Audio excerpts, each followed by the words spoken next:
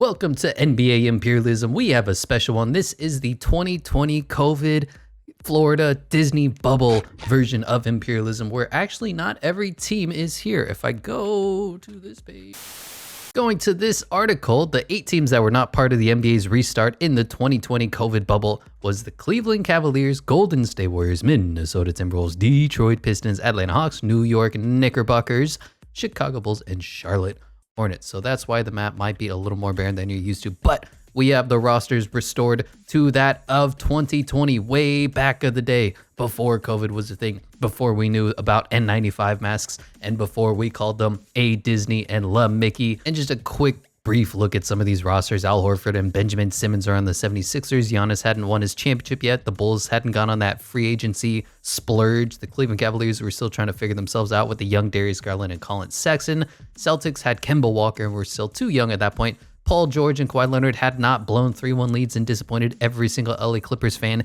in the nation. John Morant was still pretty young at this point. Trae Young was good, but I think the Hawks missed the playoffs. I don't know why.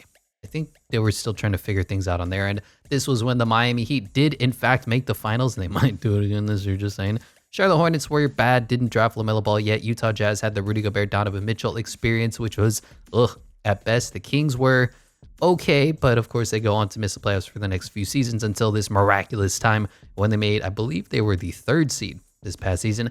The Knicks had Julius Randle, hadn't quite gotten over the hump of I need Jalen Brunson on my team. The Lakers obviously go on to win the championship, led by King James and his co-star Anthony Bleepin Davis. The Magic still had Nikola Vucevic. Dallas Mavericks had Kristaps Porzingis trying to pair him up alongside Luka Doncic. The Nets had Kevin Durant and Kyrie Irving, but I believe they were hurt. Kevin Durant took a full year off to recover from the Achilles, right?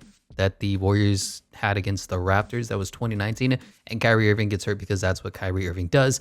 Denver Nuggets had Nikola Jokic before he won a couple of MVPs. Jeremy Grant, Jamal Murray. Pacers still had Domantas Sabonis. The Pelicans had Zion Williamson. And guess what? He was hurt at the time. I know. Shock. Surprise. The Pistons were bad. The Raptors were bad after losing Kawhi. The Rockets had the James Harden-Russell Westbrook duo. Spurs had DeMar DeRozan. Devin Booker and the Suns. This was when they just started to turn around their season. I think they went unbeaten, if I remember correctly, in the bubble, and they still didn't make the playoffs despite that because of how the other teams played out. But the Suns were really good, and then Monty Williams comes in next season, and that's when they take off. The Oklahoma City Thunder had Cliff Paul, who does go over to the Suns. Timberwolves were still young at this point, trying to figure out their pairing, and they didn't get Anthony Edwards just yet. Timberwolves, nope, this is the Trailblazers. Damian Lillard, CJ McCollum, Yusuf Nurkic still fail. Is that an old Carmelo Anthony I see? Weird that he played for the Blazers. The Warriors, they did have Steph Curry, but they're not going to be playing because this was the year after they got rid of Kevin Durant, after everybody got hurt. Klay Thompson was still missing time. Steph Curry missed basically the whole year, so did Draymond Green. This is when they got the number 2 overall pick that turned into, wow, nothing. The Washington Wizards had John Wall and Bradley Beal. John Wall, I believe, was hurt as well. Just a quick recap over all of the teams, but this is going to be NBA Imperialism 2020.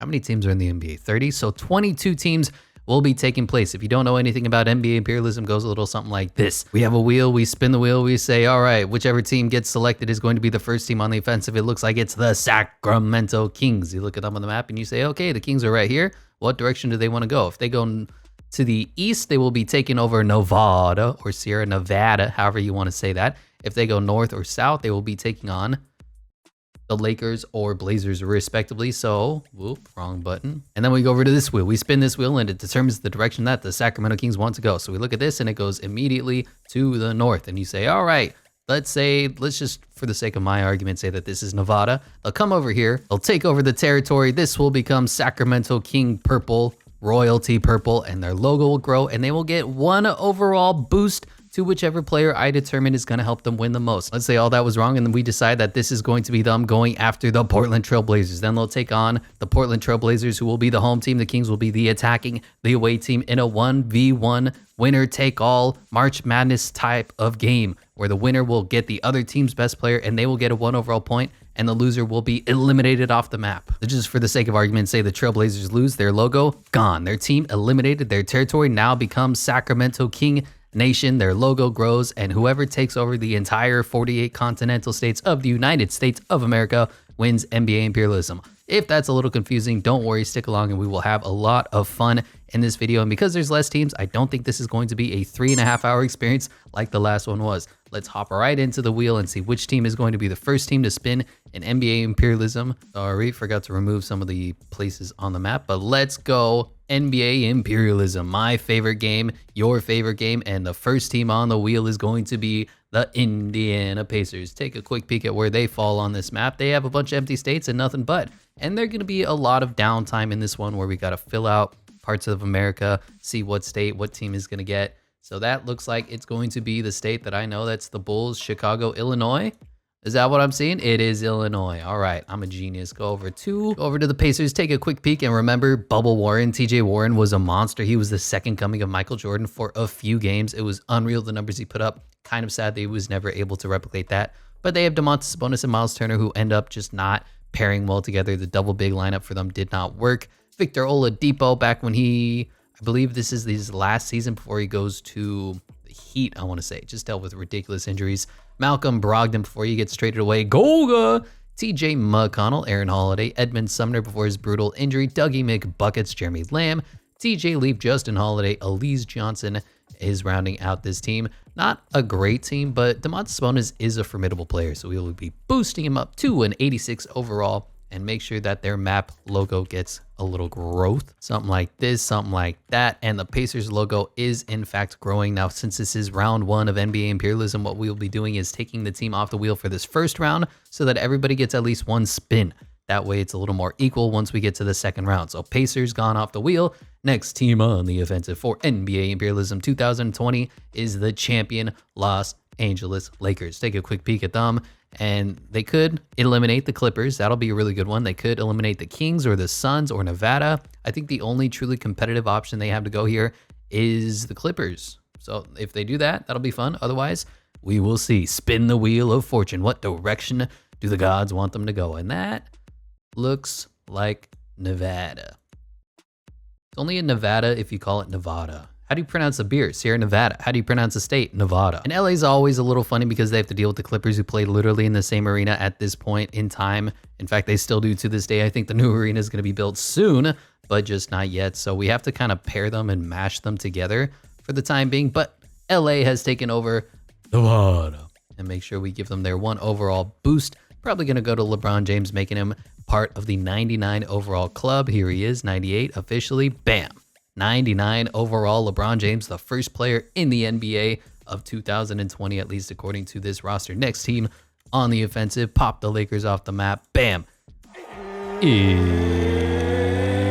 It's time. Bruce Buffer, one of the best announcers in the world. Memphis Grizzlies. Grizzlies, kind of same thing as the Indiana Pacers. Since we took off everybody that wasn't invited to the bubble, there's just going to be a whole bunch of empty states. So we'll see where the Grizzlies end up with a quick spin of the wheel. Spin, spin, spin to win. And that looks like it's north. I'm going to give them Kentucky. Because, all right, my rationale is if you're right here, it could be Missouri or whatever this state is.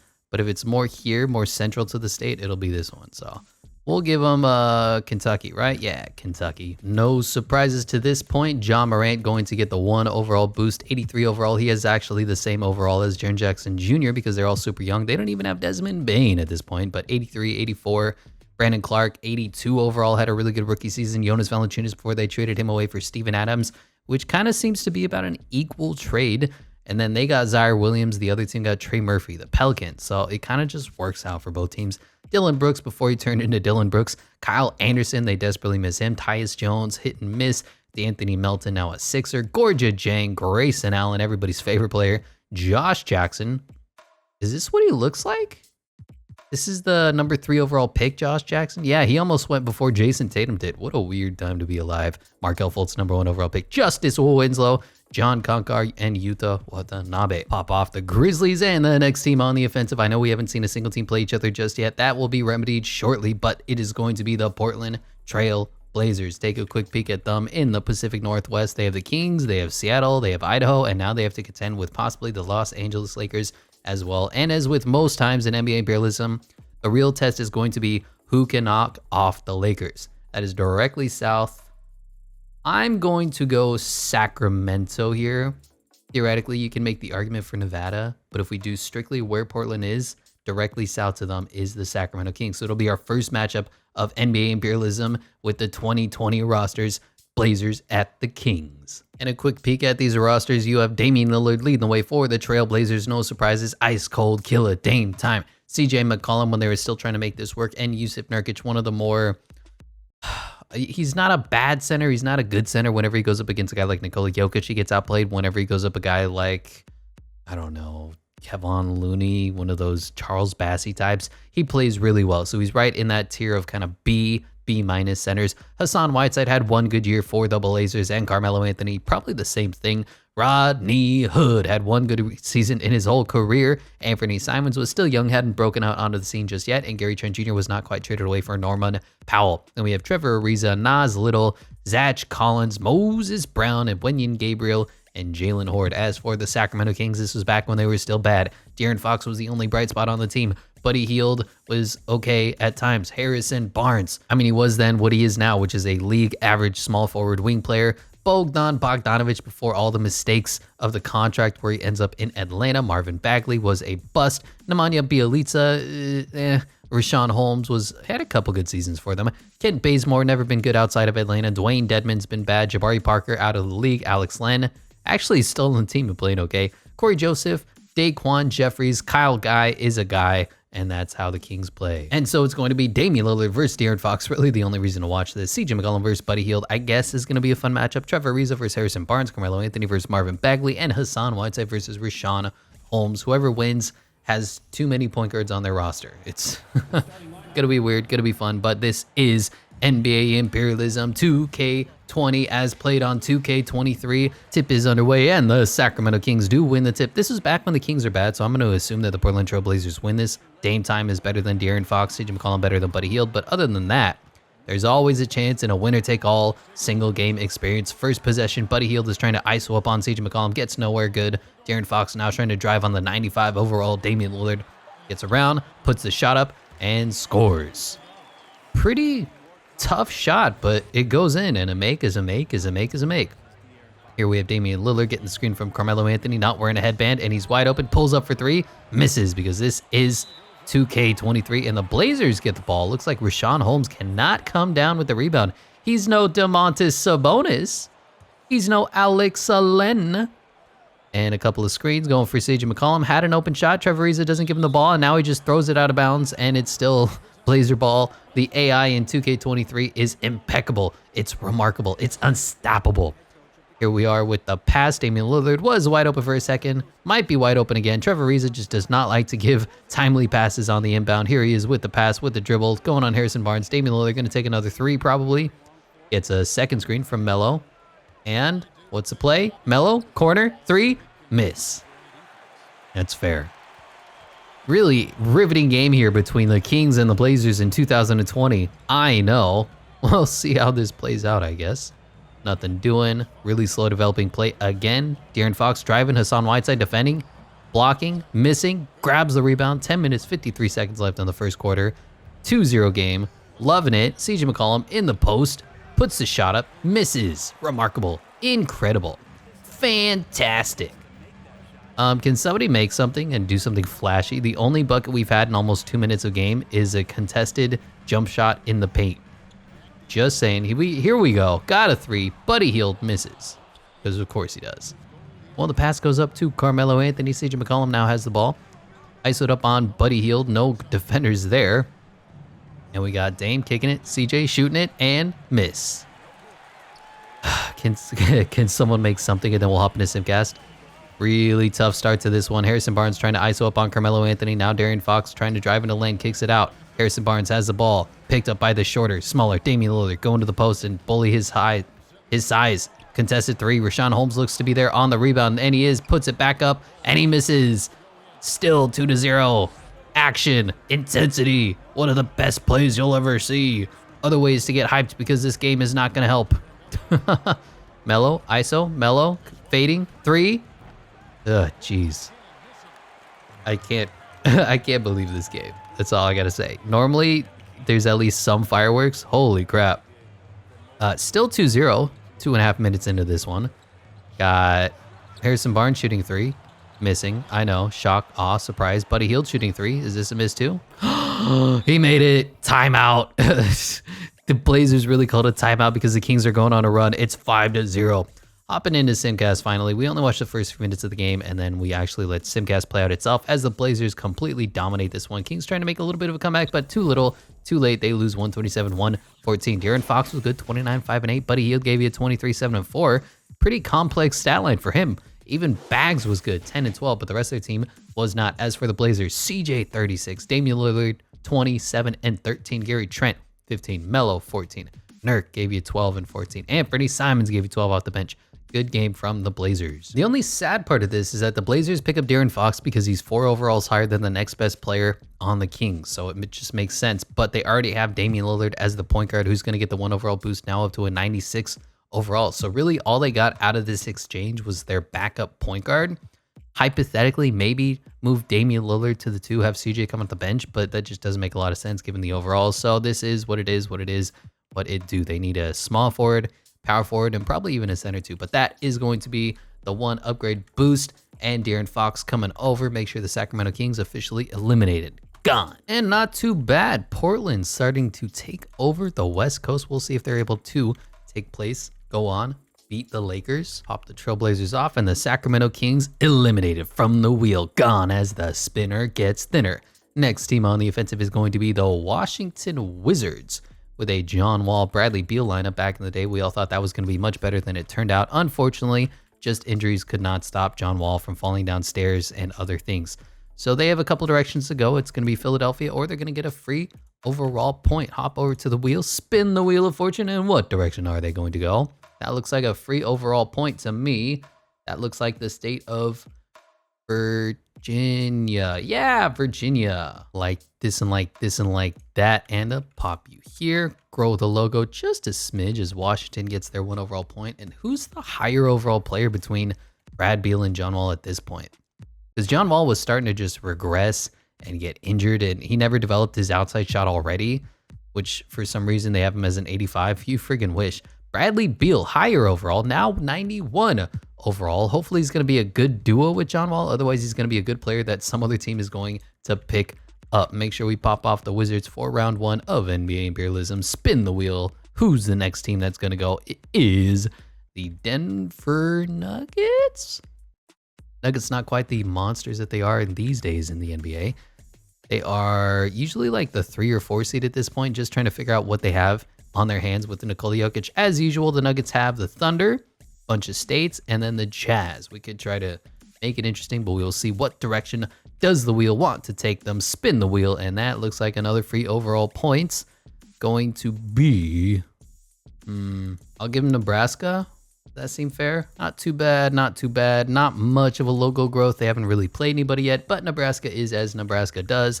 And we'll take a quick peek at this Nugget squad, led by a 94 overall Nikola Jokic, who is now officially a 95 overall. Good for him. He got Jamal Murray when he was going back and forth against Donovan Mitchell in those 40 and 50-point shootouts, and then he got hurt. Brutal. Jeremy Grant before he took over his own team in Detroit.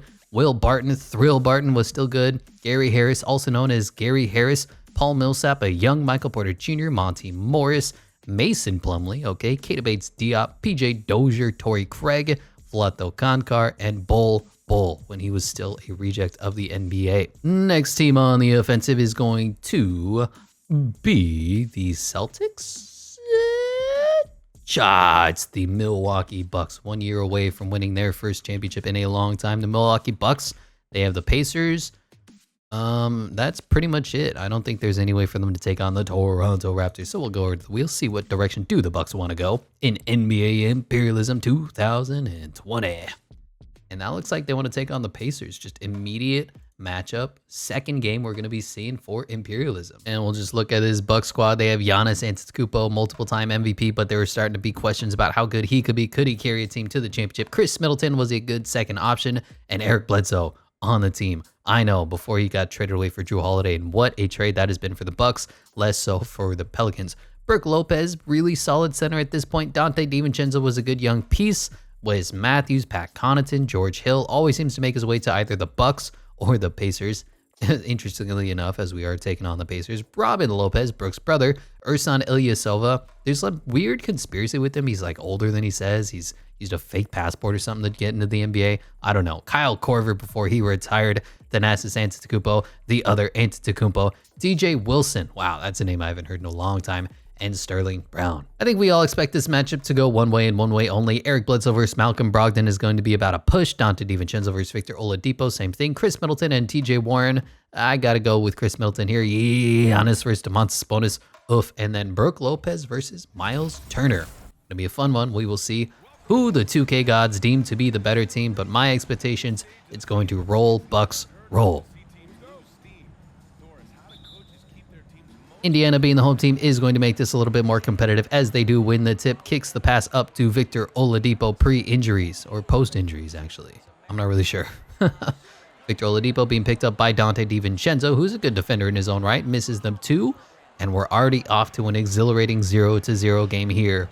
Pacers and Bucks. Giannis bring the ball up the court, picked up by a much smaller Victor Oladipo. Just going to the pace, go around him, uses strength and muscle through, and he does just that, but then ends up with a weird jump hook fading. Does go in though. 2-0 for the Milwaukee Bucks, the away team. The attacking team of NBA Imperialism. Malcolm Brogdon finds himself open for three. Splash. And this might actually be a good game. Too bad we're not going to watch a barn burner like the Bucks at the Pacers. Bucks have a big lead here in the first quarter, going into halftime with a little bit of a lead. Back and forth game into the third quarter. We may actually be watching this one. If the games are close at about 5 minutes left, we will hop in. And the Pacers, wow, winning this one because the Bucks cannot score. 9-point game, 7-point game, 4-point game. We'll go, there we go. 2-point game, 102-104. Bucks have the ball, a chance to tie. First of all, don't know how the Pacers blew their lead. Second of all, don't know how the Bucks were losing in the first place. And Giannis just goes around, draws the foul, gets the and one. Tie game immediately for the Milwaukee Bucks. Well, that's how you defeat somebody trying to upset you in NBA Imperialism. And Giannis hits the free throw as well, something he's not likely to do in real life. Got a good one here, 105-104, 1 minute left. Victor Oladipo being picked up by Dante DiVincenzo, but gets right to the cup, blows the layup. Victor. Oh no, if he had more athleticism, he'd probably throw that down. Now Giannis just going completely around Domantas Sabonis. He cannot keep up, and Giannis is starting to assert himself. Take this game over, as you see, with the aggressive one-handed dunk. Down by 3, how are the Pacers going to respond? They have a decent team, league average back at these days, about 15th in the NBA, but what can they do to come back? If they win, they pick up a Giannis on their team. Victor grabs a screen set by Oladipo, and he just tries to attack the MVP, and he does! 2 points for Victor Oladipo. Tough shot, tougher than the last one, but this one somehow goes in. Could have been an and one. Giannis's arm literally going through the character model of Oladipo. 1-point game, 50 seconds left. How do the Bucks respond? Theoretically, you could ISO up Giannis and just go completely around Domantas Sabonis. Looks like they built a wall. Here's a jump hook from Chris Middleton, and it goes in. 2 points, too easy. Back to a 3-point game. 41 seconds left. Why couldn't the other game be like this? Kings and Blazers was so bad to watch. This one's pretty good. Domantas Sabonis has size, has speed, has positioning, and is back to a 1-point game. 34 seconds left. That looks like a Domantas Sabonis shot if I ever saw one. Could have been a foul there as well. 109, 108. Are they going to play the foul game? Eric Bledsoe being picked up by TJ McConnell. Gives it to Giannis, who can't shoot. I might even think about fouling him here, but Eric Bledsoe open for 3? Yeah, it doesn't go in. I know. Shock, awe, surprise. Pacers get the ball. They call a timeout. 1-point game. 23 seconds left. No shot clock. Oladipo on the inbound, and how do the Pacers play this one? They're going to go aggressive. Gets a screen, a hard screen for Miles Turner. Do you want to kick it back to him? And Oladipo takes a weird running floater. It goes in and out. DiVincenzo gets the ball, and now they have to play the foul game. Oof, heartbreak for the Pacers. Probably should have gone to Domantas Sabonis, if we're being honest here. And Dante DiVincenzo hits one clutch free throw. Next one puts him up by 3. Free throw is up and in. No timeouts left for the Pacers. They need a 3-pointer, and they need a 3-pointer bad. 111, 108, 10, 9, 3 for Sabonis. And he misses, and that looks like it's going to be game. The upset bid for the Pacers fall a little bit short, as Chris Middleton puts in a couple of clutch free throws to make this a 2-possession game. Kudos to the Pacers for making this closer than it should have been. But at the end of the day, the Bucks do turn out to be the better team. Is there anything that they can do special? Nope. Domantas Sabonis, another three. He misses again, and that is going to be all she wrote. 116-108, close one, but the Bucks prevail. Malcolm Brogdon was good. He hit that clutch three. Victor Oladipo was hot and cold, as he always has been in his career, 22-8. Domantas Sabonis, 18-11-7. That's about right for him. Edmund Sumner gave you 14 off the bench in 60 minutes. Bubba Warren did not appear. The second coming of Michael Jordan gave you 11 points and 7 rebounds. As for the Bucks, Giannis was incredible, 41-15-8. Chris Middleton gave you a serviceable 18-9. Dante DiVincenzo gave you 17, but it was really the Giannis Antetokounmpo show. And the Greek Freak gonna get that 1 overall boost, now officially 97 overall. Chris Middleton and Domantas Sabonis comes over as the starting center to replace Brook Lopez. They have a bunch of size. As they did in real life, they need to figure out a way to replace Eric Bledsoe, and hopefully they can get their hands on a Bradley Beal type of shooting guard that'll put them over the top, get them a nice 9-man rotation, 5 starters in the 90s. All that is to say that the Milwaukee Empire is starting to grow. Look at that green, and the Pacers officially eliminated. Gone. Milwaukee Bucks give their logo a little bit of a boost. They have a lot of empty space here. Could be picking up a John Morant in the near future as well. Go over to the wheel, pop the Bucks off the wheel. Pacers have been eliminated, and we will spin the wheel for the next team on the offensive of NBA Imperialism, and it's going to be the Orlando Magic. Now, the Magic and the Heat are always in a precarious spot because they are right next to each other, inhabiting the same state down there in the corner. And at the end of the day, the Heat are always going to have to go through the Magic, similar to how the Clippers are. So we'll see what direction do the Magic want to go. Do they want to get a free overall point before they take on the Heat? Or are the Heat going to be taking them on first? And that looks to me like we're doing Magic at the Heat. Okay. Quick peek at the rosters. Nikola Vucevic leading the way for the Magic with Jonathan Isaac. Injuries are turned off, so he'll be able to play. Evan Fournier before he bounced around the league. Aaron Gordon before he went to the Nuggets. Terrence Ross, Mo Bamba, a younger Markelle Fultz. I believe this was the first year they tried to give him to experiment, see if he was worth anything. DJ Augustine, Kem Birch, Michael Carter Williams, James Ennis, Gary Clark, Wesley Iwundu, Melvin Frazier, BJ Johnson. Not a good team. As for the Miami Heat, they did make the playoffs, so they had a kind of a weirdly put together team. First of all, Jimmy Butler, Jimmy Buckets, just incredible in the playoffs. As you see this year and as you see every year, playoff Jimmy is real. Bam Adebayo starting to announce himself. Although he didn't turn into the superstar caliber player we all expected, he's still a very good player in his own right. Goran Dragic gave him good minutes. Duncan Robinson before he got exposed. Tyler Hero's been serviceable through his career. Kendrick Nunn, Jake Carruder, Derek Jones Jr., Kelly Olynyk was always a pest for them. Andre Iguodala, remember he came over for a few years and gave him basically nothing. Solomon Hill, Chris Silva, Gabe Vincent, KZ Okpala, and Udonis Haslem, of course, on the team as always. So we got DJ Augustin versus Goran Dragic. That's a bit of a mismatch. Evan Fournier versus Duncan Robinson. Honestly, similar players. Jimmy Buckets versus Jonathan Isaac, going to be fun. Aaron Gordon versus Jake Carruder, and Nikola Vucevic versus the undersized Bam Adebayo. I fully expect the Heat to win this, but you never know, as this is a one-game winner-take-all experience. However, the Heat are the home team. They're the better team. They have the better player and a 95 overall, and they did make the finals, so we fully expect them to get to the finals again. But this is what NBA Imperialism is all about. The Orlando Magic marching into Miami and winning the tip. TJ Augustin looking to just completely ISO up on Goran Dragic here. No plays being called. Vooch finally coming over to set a screen. We'll see what DJ can do with that. Looks like absolutely nothing. Waste of a possession, trying to spin, trying to score, and nothing good happens. Dragic grabs the rebound and is coming up the other way. Full court press from DJ. And what is this play here? Screen for nobody. Still nobody. Jimmy setting a screen on nobody. Okay, and now we get an alley-oop, and there's Jimmy Butler. Weird play, but it ends up working out for Jimmy Bean Buckets, and that is a nice looking alley-oop to start the game. Look at the reverse. Look at the elevation from a younger Jimmy Butler. 4 years younger, 3 years younger than he is at this point. Looking to win a championship in the bubble. Here's Jonathan Isaac, catch and shoot three, miss. I know, surprise. Bam Adebayo grabs the rebound, kicks it up to a Jimmy Butler, and let's see what the Miami Heat have in store as a response.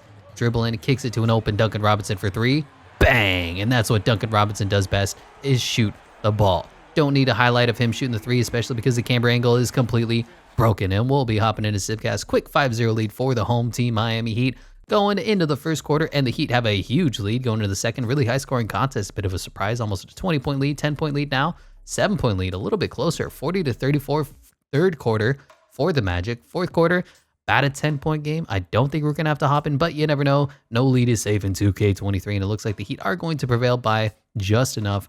147 to 130. Ridiculously high scoring, but Kendrick Nunn, the leading scorer for the Heat. 29 points, 5 rebounds, 4 assists. Jimmy Buckets gave you 24, 5, and 11. Bam just stuffed the stat sheet. 21, 7, 7, 2, 2, and 4 turnovers. Tyler Hero was good off the bench. 21 points in 21 minutes. Duncan Robinson gave you 20. This is what they expected when they signed him to that $20 million deal. Goran Dragic gave you a good 18 and 7. As for the Magic, Aaron Gordon was their highest score, 28, 8, and 5. Not too bad. Markelle Fultz, 24, 4, and 4. Vooch gave you 25 and 8.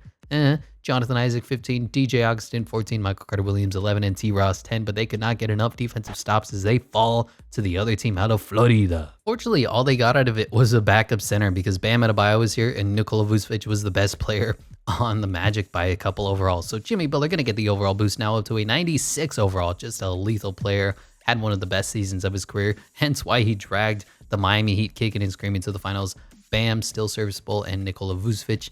I don't know how they're going to play this out. It'll be just a lot of minutes for both centers, which will be a weird lineup. But the one thing that the Heat do need is size, and Vucevic has that. Go over to the map and make sure that the Orlando Magic have been eliminated. Bam. And the Miami Heat are starting to take over the southern part of America.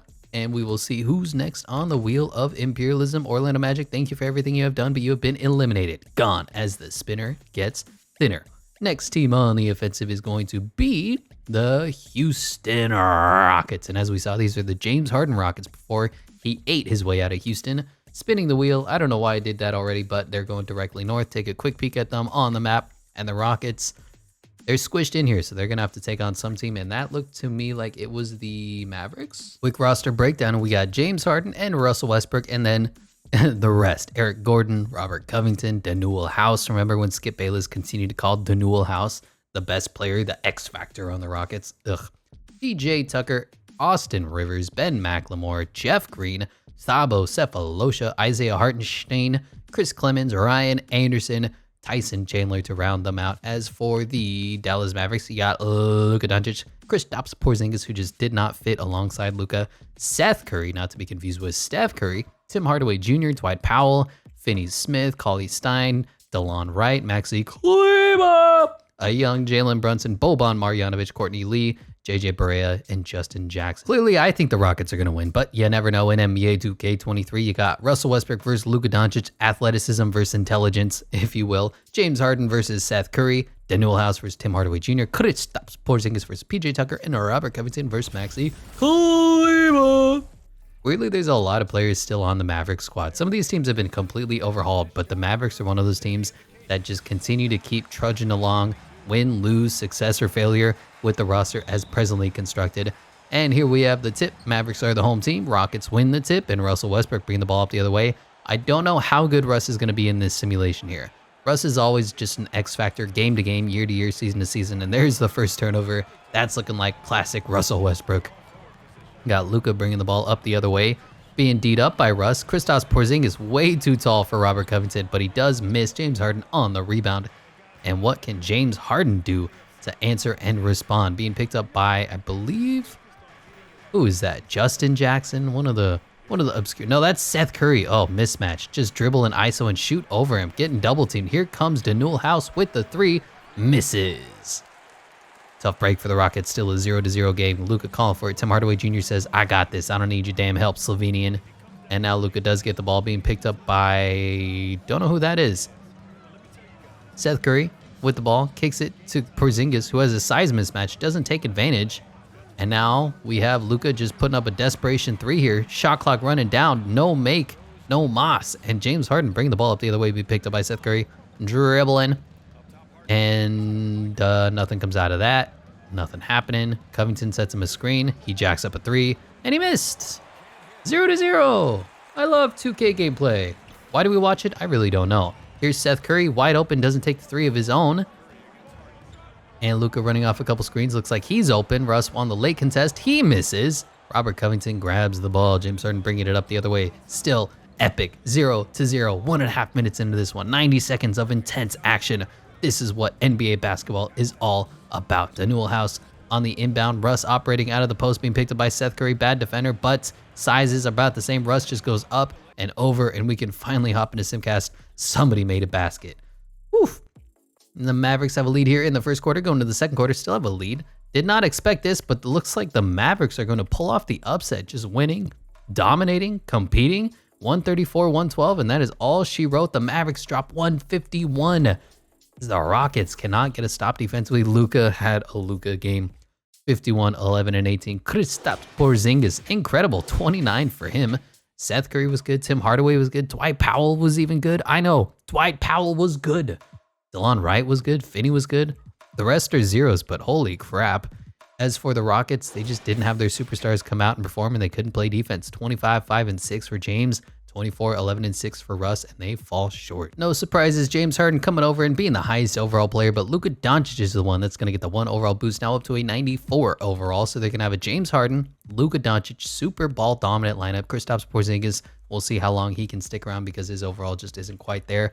And make sure the Rockets are eliminated from the map. Bam. As the Mavericks pull off, dare I say, a little bit of an upset. Was not expecting that. Make sure we go over to the wheel. And the Rockets eliminated. Gone as the spinner gets thinner. Not a lot of teams left on the wheel, especially for round one. And the other team from Texas, the San Antonio Spurs, look to go on the offensive. And for them, it's really, do they want to take on the Mavericks or do they want to take on New Mexico? We will see what the wheel determines for them.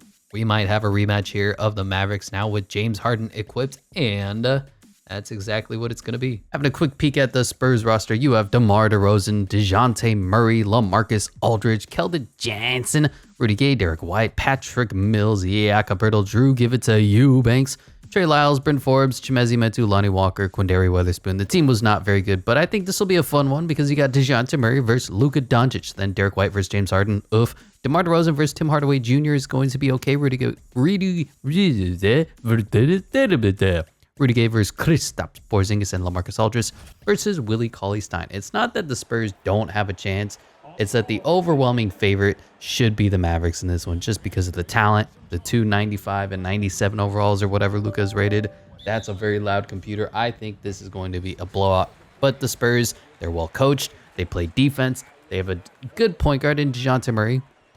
You know, there's always a chance. James Harden currently has the ball being picked up by Derek White. There's Luka on the block being D'd up by DeJounte Murray, and he just goes in, immediately draws a foul and one, and that's probably how this game is going to go. Don't even need to watch.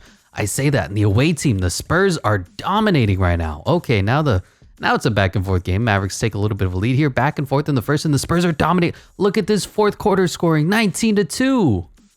Wow, what is happening? The Mavericks completely choking. Jason Kidd needs to get fired. I don't know what happened. I thought this was going to go. So it started off and the Spurs were doing incredible. And then the Mavericks took over and you're like, all right, this is probably how it's going to finish. And then it was back and forth. And then this fourth quarter, 42-22 fourth for the Spurs. Wow, they marched in and dominated James Harden, marched in and dominated Luka Doncic. Even Kristaps Porzingis was good, but the rest of the team was not. And that's kind of how the top-heavy Mavericks have gone for their entire lives. Looking at the Spurs, DeJounte Murray gave you a 22-8-9. That'll work. DeMar DeRozan was serviceable, 21-4-8. Rudy Gay even 20 points for him. Derek White was okay. LaMarcus Aldridge 15-7-4, and Patrick Mills gave you 14. Jakob Poeltl gave you 10. I cannot believe that. No surprises. We'll be sending over Luka Doncic to the Spurs, and he's going to be the highest overall player. So their new roster is going to have Luka coming off the bench as a sixth man. That's certainly an idea. I think I would move DeJounte Murray to the 2, but I don't want to affect what the coach is doing. This is Greg Popovich. This is the genius of Coach Pop. I'm not even going to try to override what they say. Just make sure we go to the map. And you go, somehow, the Dallas Mavericks got beat by the much worse San Antonio Spurs. So pop them off the map. Fill this up with San Antonio strikingly silver. And boom, boom. Look at this logo grow. San Antonio officially has taken over Texas. And go over to the wheel, pop the Spurs off the map because this is the first round of NBA Imperialism. Everybody gets one turn, and it looks like the next team on the offensive will be the New Orleans Pelicans. Okay, go over to New Orleans, right next to San Antonio. Hopefully they don't take them on. Maybe they'll get some of these free states. It's going to be San Antonio or an upgrade point. Simple as that. Spin the wheel of fortune. What direction do the gods determine? And that's the one direction you can't go, man. Of all the directions, you just cannot go south if you're a New Orleans Pelicanian. And that one looks to me like a free overall point. It's going to be, all right, I got this. I'm guessing Arkansas, right? It is Arkansas. Let's go. Boom, boom. Little something like this. A little bit of a logo growth as the boot is getting bigger. Now it's a knee-high boot, or however you want to pronounce that. And we'll go to the Pelicans and just take a quick peek at this roster. This is the Brandon Ingram, Drew Holiday, Zion Williamson days. Lonzo Ball was still young, not always getting injured. Probably had a future in the NBA. Josh Hart was still here. Derek Favors, Jackson Hayes, Kenrich Williams. I didn't know he was a Pelican. It's interesting. Jahlil Okafor, the remains of him. He was the number 2 pick, right? I don't remember. He got drafted so high and disappointed. Atwan Moore, Nikhil Alexander, Walker, Frank Jackson, JJ Redick, and Nicolo Melli. A couple of guys that I do not remember, but we will give, I'm sorry, Brandon Ingram the 1 overall boost, now up to an 89 overall, just on the verge of hitting that 90 overall club. Make sure we pop the Pelicans off the wheel. And next team on the offensive as round 1 is coming to a close is the Oklahoma City Thunder. Right? Yes, sir. Now let's see how the Thunder are going to play. They have a couple teams that they're going to have to run through. There's a couple funny shapes that they can make, but it seems like San Antonio or New Orleans is the most likely bet. Place your bets as we spin the wheel. Which way do the Thunder go? And that, I've done this before. I like making funny shapes in 2K23, so what I'm going to do is give them New Mexico. Just give them this funny little shape here, the Strait of Gibraltar, and they'll just sit right here and get 1 overall point. They're weirdly shaped. Now the San Antonio Spurs have to go through them. It just is more fun for me as we play NBA Imperialism for fun. This is all made up, man. It's all in our head. It's all fantasy land. So the Thunder with Cliff Paul going to get up into the 90 overall club. Not too bad for them. They got Danilo Gallinari, Shai Gilgeous-Alexander, Dennis Schroeder when he was here for 1 season, Steven Adams before the trade, Nerlens Noel, Hamid Diallo, Andre Roberson. That's not at all what Andre Roberson looks like. Whoever made this roster, you're hilarious. Lou Gins Dortz, Darius Baisley, Mike Muscala, Abdel Nader, Justin Patton, and Isaiah Roby. Next team on the wheel, and it looks like there's only 8 teams left in this first round of NBA Imperialism, is the Boston Celtics. Finally, they always seem to get the last turn in these Imperialism challenges. So we go over to the Celtics. You know where they are. They're going to get a lot of free upgrade points, or they're going to have to go through the Brooklyn Nets. We'll see what the wheel, the direction, the arrow says. And that looks to me like it's free overall point, doesn't it? We'll go ahead and give them that state that I totally know what it is, and I'm not buying time to look at it as I pull up this. It is New Hampshire. Yeah, New Hampshire looking a little green. They got their electric cars and everything. Little logo boost. And who's going to get the overall point for the Boston Celticonians? Jason Tatum at 89 overall. Hasn't quite announced himself as one of the best players in the NBA. Jaylen Brown just a tick behind him. Kemba Walker was on the team. Man, if injuries were off, he would have been so fun to play with. Marcus Smart, Gordon Hayward, Daniel Theus, Inez Freedom, Robert Williams, Javonte Green, Brad Wanamaker, oh boy, Grant Williams before he was good, Romeo Langford, Semi Ojeleye, Taco Fall. Oh man, he used to be so much fun. There was that one move I think he did on Jared Allen or Mo Bamba or somebody where he went up and under with the little hezzy. Taco Fall was just a fan favorite everywhere he went. But we'll be giving Jason Tatum the 1 overall boost, now up to a 90 overall. Not too bad for the young fella. Pop off the Celtics, and we'll spin the wheel one more round. Who's going to go next? And that looks like the Phoenix Suns. Pre-Kevin Durant, pre-Chris Paul, pre-everybody, really. And because of the way that this whole map is shaped out, the Suns are going to have to play somebody. Could be the Thunder, could be the Lakers. We will see what the wheel has in store for Phoenix, and it's going to be the one direction they can't go. Just ignore that. That never happened. Put that out of your mind. That Men in Black never happened. Let's see. Next is, oh boy. I think that's Suns at the Lakers. Just barely missing the Utah Jazz. Taking a look at the Suns, you have Devin Booker, 89 overall, starting to announce himself as a 70 point. Was it 70? I think he scored 70 points. Yeah. DeAndre Ayton. Oof. Ricky Rubio was here for 1 season. They replaced him. Kelly Oubre Jr. has always been a serviceable player wherever he went. Mikal Bridges before he turned into a stud. Cam Johnson in the same vein. Dario Saric, Frank the Tank Kaminsky, Cam Payne. I think this was his... He was in China at this point. I don't think he actually played the bubble season. Tyler Johnson. Y'all remember when he got like an $80 million contract from the Heat? Yikes. Javon Carter is still short. Ty Jerome is here. Check Diallo, not Hamid Diallo. and Jared Harper to round the team out. Gonna be a tough one. You got Ricky Rubio versus LeBron James, Devin Booker, the only 90 overall versus KCP, Kyle Kuzma versus Kelly Oubre Jr., Cam Johnson versus Anthony Davis, and Dwight Howard versus DeAndre Ayton. Unfortunately, I don't think the Suns are good enough to upset the Lakers, but we've already seen one upset in the Spurs taking over and beating the Mavericks, and this girl is singing the Star Spangled Banner again. I'm trying to skip and it won't let me. There we go. And let's go ahead and go on to the tip. As the Suns are the attacking team, why is their skip feature not working? My God. I don't want to see 15 minutes of people doing their pregame warm-ups as the Suns do win the tip. Maybe that's a sign, a foretelling of things to come. Because in NBA Imperialism, we're always rooting against Lakers because the Lakers just have so much good players and talent on their team. Devin Booker pull up 3, miss. Well, that's fine, I guess. Anthony Davis bringing the ball up the other way, rocking a weird hairstyle there. Being picked up by Ricky Rubio. That's a mismatch. Going to the post, AD. Pulley him. There you go. Got about a foot matchup. DeAndre Ayton comes over for the double long hook. And 0-0. Anthony Davis misses. Well, let's see what the 2K AI has in store. I'm sure some great stuff is going to happen, like Devin Booker scoring on Jared Vanderbilt. Nope, that's KCP. I forgot what year are we. And here's Book spinning. Don't know what's happening. Contested. 2, elbow, miss. He's capable of making that in real life. In 2K, less so. And KCP wide open for 3. Misses, baby. But there's Dwight Howard on the glass. Puts it back up. 2-0 game.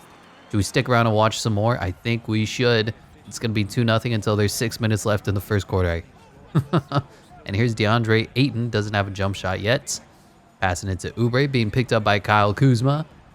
And what's the play? Ricky Rubio versus LeBron James is going to be a tough matchup. But here's Ricky. Here's Ricky pulling up. Missing.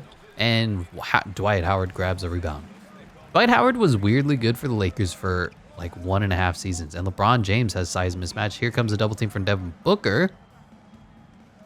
It just, for whatever reason, he and LeBron clicked really well, unlike guys like him and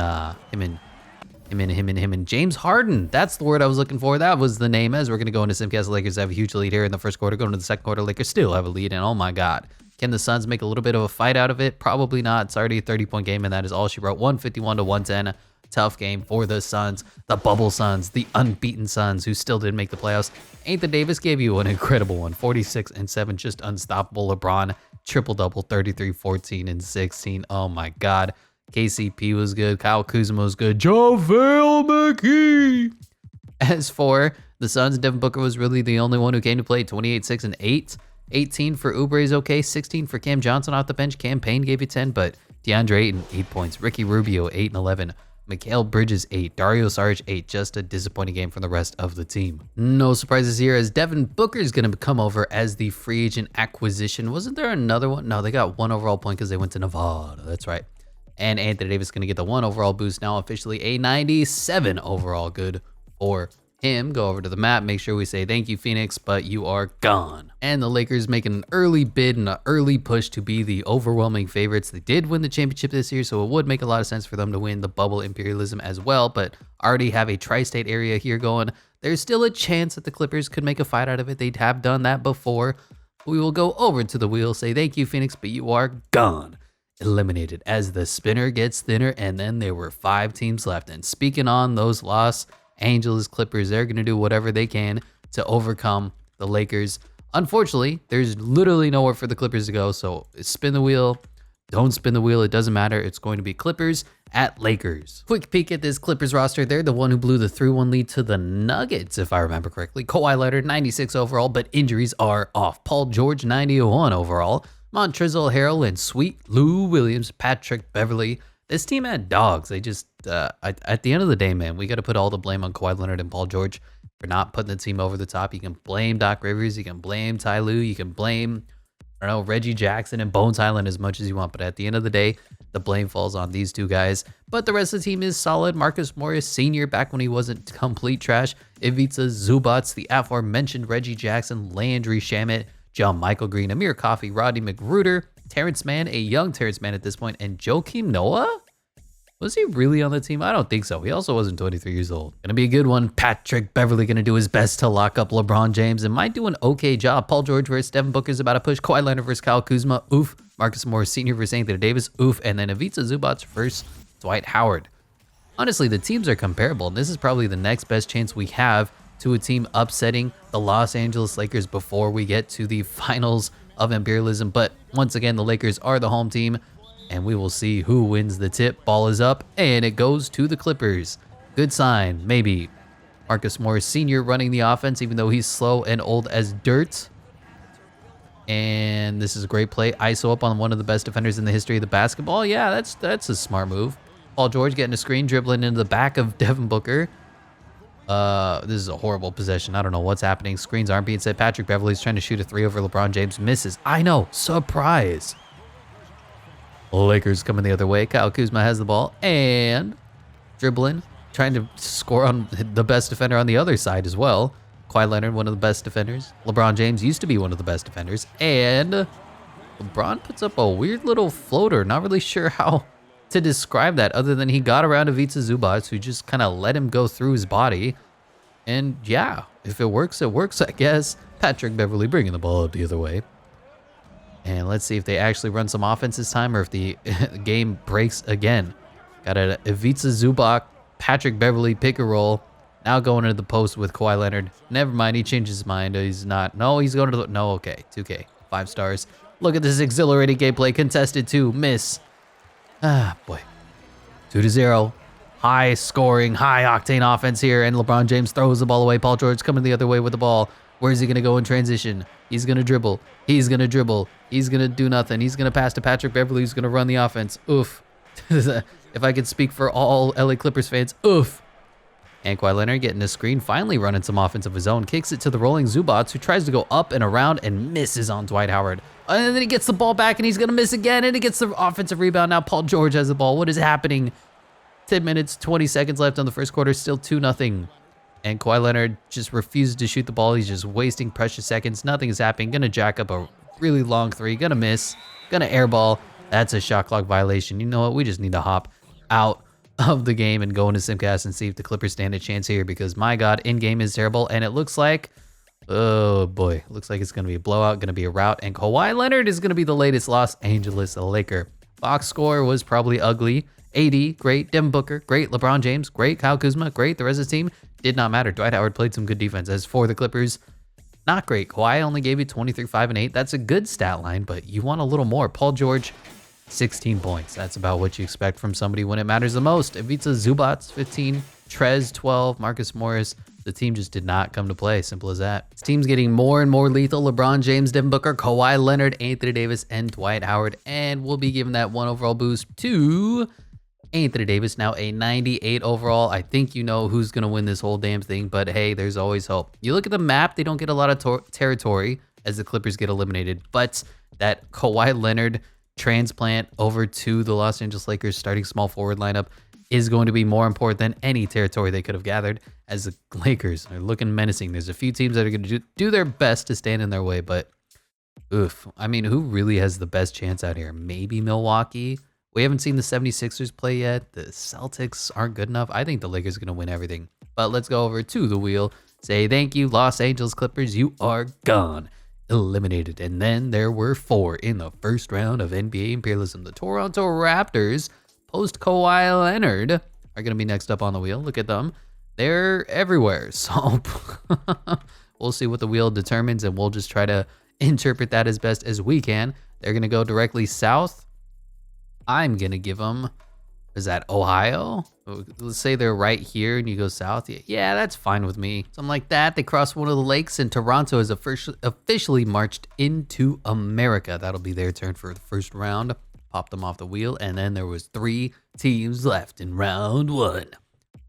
And the 76ers are going to get their go. Joel Embiid, a monster. Ben Simmons hadn't quite forgotten how to play basketball yet. Maybe they'll be taking on the Toronto Raptors. I forgot to give the Toronto Raptors a 1 overall point. I love forgetting to do stuff, so let's make sure we do that before I get yelled at. Pascal Siakam going to get the 1 overall boost up to an 87 overall.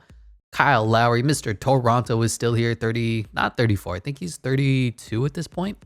Fred VanVleet here as well. Marc Gasol before he retired. Serge Ibaka, Norman Powell, pre-Gary Trent trade. OG Anunoby, Terrence Davis, Matt Thomas, Chris Boucher, who's still on the roster. Rondé Hollis Jefferson, Stanley Jansen, O'Shea Brissett, and Paul Watson round them out. And back to the 76ers. What direction are the Philadelphia 76ers going to go? Because they're next on the wheel and they want to go east. So we pick at them on the map, and that to me looks like New Jersey. Yep, works for me. A little bit of this, a little bit of that, a little bit of this and of that, and of this and a New Jersey. And the 76ers going to get a 1 overall boost. That's going to Joel Embiid, the future MVP and choke artist in the playoffs. Ben Simmons is still here, 87 overall. Tobias Harris, an old Al Horford, Josh Richardson, Furkan Korkmaz, Alec Burks, Matisse Thybulle, Jake Milton, Glenn Robinson III, Howell Neto, Kyle O'Quinn, Trey Burke, and Norvel Pell.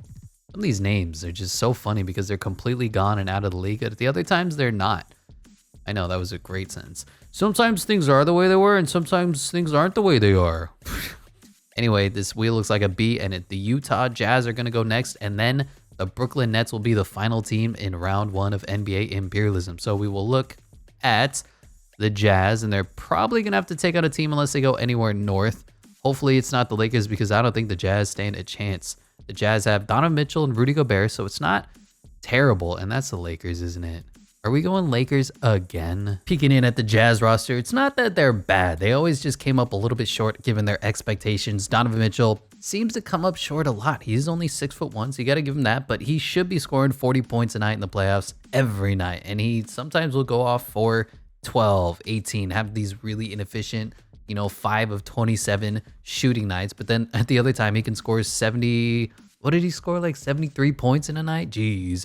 Rudy Gobert, we all know enough about him. Bojan Bogdanovic is fine, just a terrible defender. Jordan Clarkson is a great 6-man, and Michael Conley just a little too old to really impact the game in a meaningful manner at this point. Joe Ingles, Royce O'Neal, Georges Niang, the minivan, Emmanuel Mudiay, Tony Bradley, Rajon Tucker, Ed Davis, Mie Oni, Juwan Morgan round them out. And boy, Jazz at the Lakers. Mike Conley versus LeBron James. Donovan Mitchell versus Devin Booker is going to be a good one. Joe Ingles versus Kawhi Leonard. Oof. Bojan Bogdanovic versus Anthony Davis. Oof. And Rudy Gobert versus Dwight Howard. Even though the overalls are there, still oof. That's all I got to say. Maybe if and when the Lakers win, we'll put Rudy Gobert on the Lakers. Theoretically, that's an upgrade on Dwight Howard, right? Right? Defensive Player of the Year candidate. Can I stop watching the... Here we are once again, LA, the defending home team. Utah Jazz on the offensive, rocking their orangish, yellowish uniforms. I don't know why I said the word orange. LeBron James wins the tip, and he's coming the other way, being picked up by a much shorter Michael Conley. Devin Booker running off a couple screens, open for 3, miss. And is that Joe Ingles grabbing the rebound over Anthony Davis? That'll work. Man, the perimeter defense on this team was horrible. They have like 2 30-something-year-olds as Donovan Mitchell is driving, kicks it to Bogdanovic, who's getting pushed out by Kawhi Leonard, stepping out of bounds. Bogdanovic can't defend, Ingles can't defend, and Mike Conley can, but he's just too short. Donovan Mitchell had an open 3, pass it up. Here's Bogey trying to score over Kawhi Leonard. This isn't going to go in. And Anthony Davis grabs the rebound, still a nothing game. AD rocking the point, center point, power forward, being picked up by Defensive Player of the Year candidate Rudy Gobert. Here's LeBron being picked up by the shorter Michael Conley. And they're going to the post for Dwight Howard, and it works. Well, I'll tell you, I wasn't expecting the first score to be a Dwight Howard post move. Donovan Mitchell pulling up for 3, miss, and that actually looked very realistic to how Donovan Mitchell plays in real life. So kudos to 2K for that at least.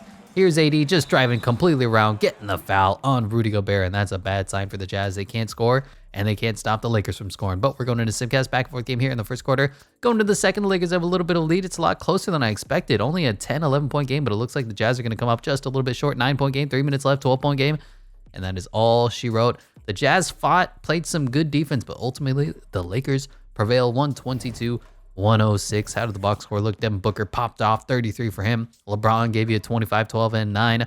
Kawhi was good. Anthony Davis was a little quieter than you'd expect. 14, 15, and 6 isn't bad, but it's not generational. Kuz was okay. Dwight Howard, 4 and 12. As for the Jazz, if Donovan Mitchell just scored a little bit more, they would have won. Bogey gave you 29. Rudy Gobert gave you 29, and Donovan Mitchell gave you 25, 6, 4, and 3. The rest of the team was horrible. Good Lord. Joe Ingles and Royce O'Neal combined for 0 points. In a controversial decision, I'm going to give them Rudy Gobert to be the starting center over Dwight Howard instead of giving him a Donovan Mitchell. They already have LeBron and Kawhi and Booker. Donovan Mitchell at best is going to be what, like a 6th man? So let's give them a starting center and bump Anthony Davis up to the 99 overall squad. Now they have 2 homegrown 99 overalls on the Lakers. Lakers always a mean, menacing team, no surprise there, and the Jazz officially eliminated as the Laker Imperial Empire Army marches. That's how that goes, like this. And then the next team is going to be the Brooklyn Nets. They could take on the Boston Celtics. They could take on the Philadelphia 76ers, but we will see what direction does the wheel have them go, because you look at this, pop off the Jazz, and the Nets are the only team left. It just breaks the wheel. So we'll spin, spin, spin to win. Which way do you want to go?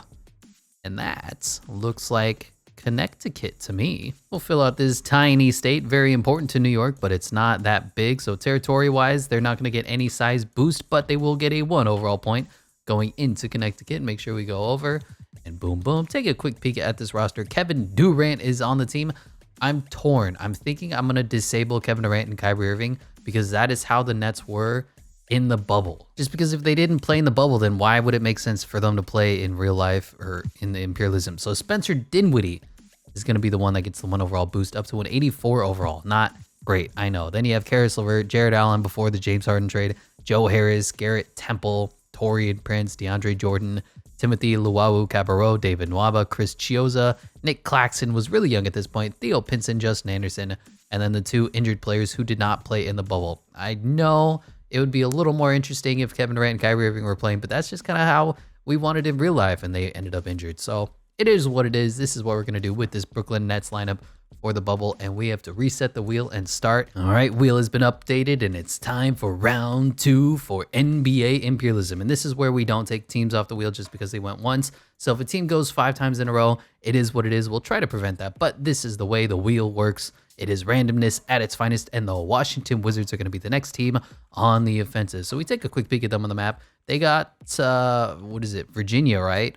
So there's still a bunch of opportunities for some points. Could take on Memphis, could take on the Philadelphia 76ers. Go over to the arrow and determine what direction do the gods have in store for the Washington Wizards. And that looks like another state to me, because Delaware is just sitting right there waiting to be taken, right? Yes, he could make the argument that they should take on the Philadelphia 76ers, but we got to fill out those empty states, man, and Delaware is begging to be overrun, begging to be taken. I don't know what Delaware sells in real life or what they import or export, but Delaware will officially become part of the Washington Wizards nation, and that means they're going to get a 1 overall boost. Always good to see teams getting better, improving, and Bradley Beal's going to be officially a 92 overall.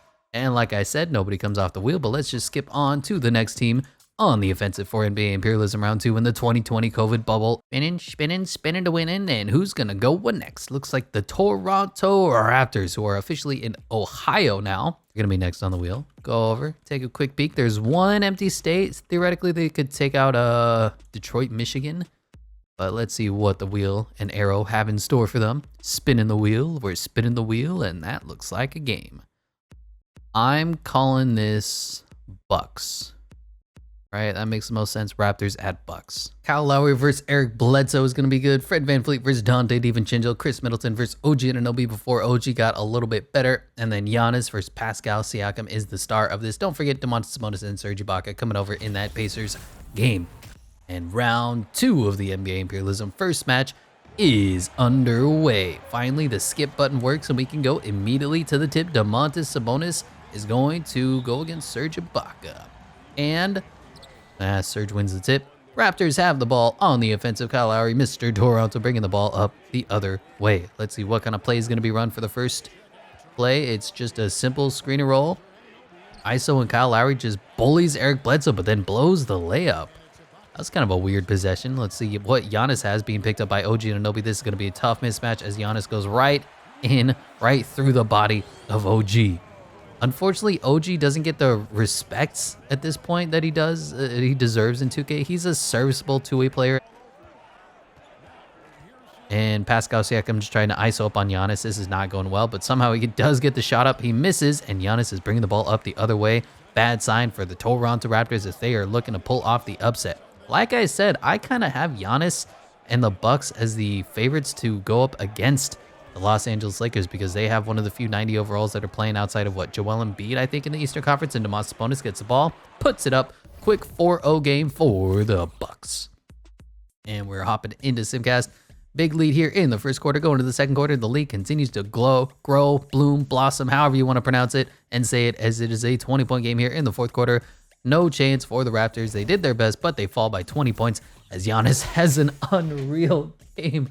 49, 13, and 7 for him. Chris Middleton gave you 33, 11, and 5. Sabonis gave you 15, 6, and 7. And Brook Lopez gave you a 12 and 5 for the Raptors. Pascal was serviceable, 29, 5, and 4. OG, Terrence Davis, Marc Gasol, just not enough help for the rest of the team as they fall by 20. Now, the one thing here is I am torn between bringing in Pascal Siakam or Kyle Lowry because Pascal Siakam is the higher player overalls, but it's only 1 point, 87 to 86, and you go over and you look at the Bucks and they have Giannis Antetokounmpo and they have, I think, Bobby Portis, right?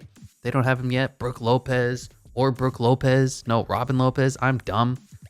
They have Giannis, they have Chris Middleton, now they have Sabonis. They basically have 2.5 power forwards already, and then Eric Bledsoe is the point guard. So they need an upgrade at shooting guard and point guard, and I feel like Kyle Lowry is that dude. I know it's the lower overall player. Traditionally, I wouldn't do this normally, but let's go ahead and send over the point guard, Mr. Toronto, to the Milwaukee Bucks. And I bet you this would be a really good pickup, although Drew Holiday has paid off infinitely for them. I mean, obviously, they won a championship. They did get eliminated as the 1 seed, but hey, that is how the NBA is, and we will give Giannis Antetokounmpo, the Greek Freak, that 1 overall boost, officially joining the 98 overall club, 1 overall point away from the 99 overall club. And make sure we go over to the map and we say, thank you, Toronto, but you always seem to lose in these Imperialism challenges because there isn't a really long storied history of their franchise beyond the Kawhi Leonard experience. 2 steps into America and the Toronto Raptors have been eliminated, gone, as the Milwaukee Bucks are taking over and Michigan is just asking to be taken over. But we will go over to the wheel, and where are the Raptors? Here they are, gone, eliminated as the spinner gets thinner. Continuing on NBA Imperialism, and it looks like the Bucks are gonna go. Didn't they just go? Yeah, the Bucks were the defensive team, so I'm going to allow this. I'm going to permit that this occurs. I'm going to Adam Silver and say this is okay. So you look at the Bucks, they have basically taken over all of the northern stretch of America. I'm hopefully going to be giving them an empty state because there are so many to fill out. They may end up taking on the Memphis Grizzlies, but let's spin the wheel, see what direction are they going to go. And the wheel says go west. I'm fine with that. I'm going to give them... Let's just fill out Michigan. We'll say that they're in Toronto right now. They're living off the wealth and riches of everything that they've succeeded here, and just give them Toronto, get that out of the way now so we don't have to deal with that later. Boom, a little green. Boom, a little logo boost. And of course, this means that Giannis Antetokounmpo officially joins the 99 overall club. And there you have it. He has a 72-3. Can you believe it? Do you believe in miracles? All right, hopefully the Bucks don't spin again as we spin the wheel, ever getting smaller, shrinking, as we have the Boston Celtics now on the offensive. Next team up, and we've seen them before. It's the Nets and free overall points. There's still Rhode Island, tiny Rhode Island. Why is Rhode Island a state? I mean, you look at Texas, you could fit 8 million Rhode Islands in there. I'm just saying. I don't know how, when you get to determine that you want to be a state or not, but they're going to go directly north, and I'm going to give them...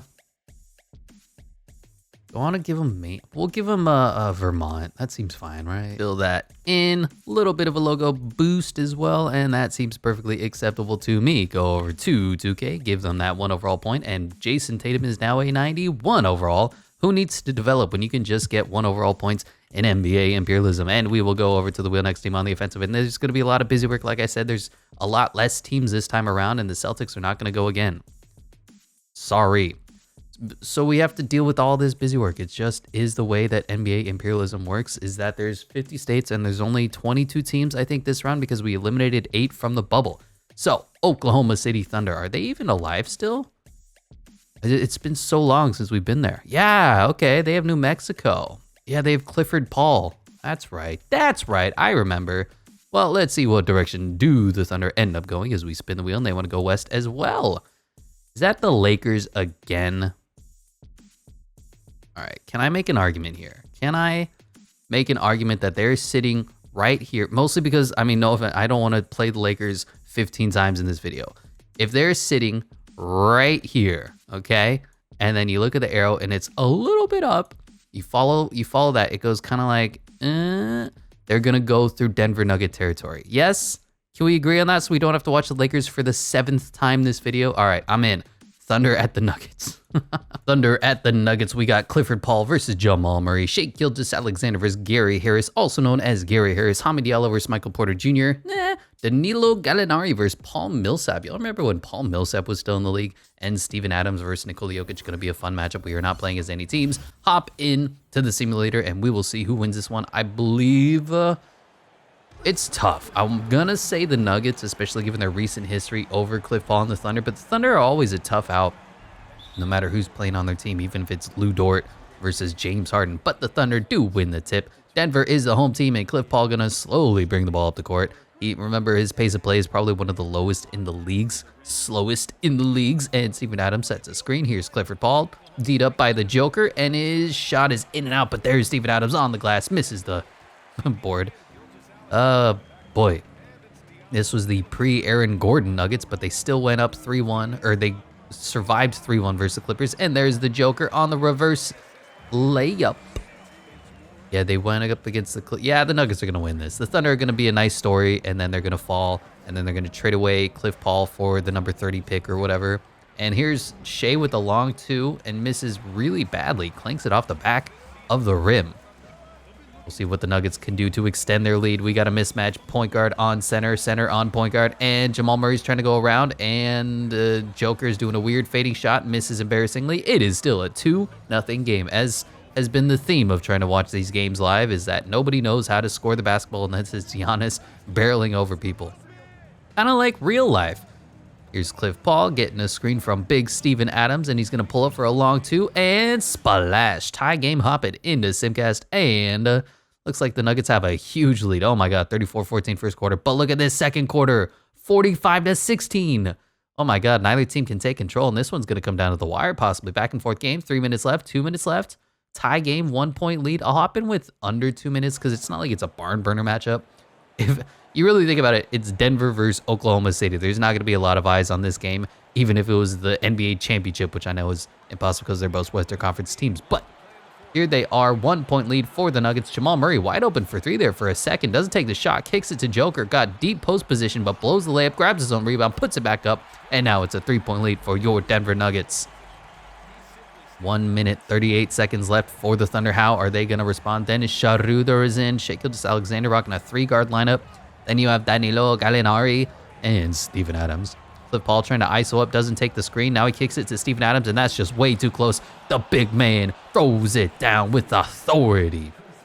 He's, what is he, Swedish, Finnish, Netherlands? I forget where Steven Adams is from, but that man is a monster. He's built like an Adonis, the strongest man in the NBA, and Joker's going on a cut.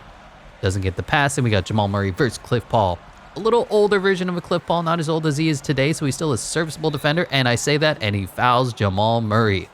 Going to the free throw line, looking to extend this lead. First free throw is up.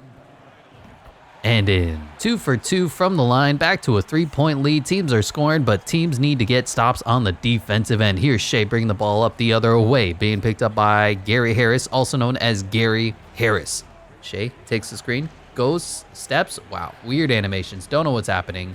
Nothing came out of that. That was just weird all around. And Gallo with a little jump hook.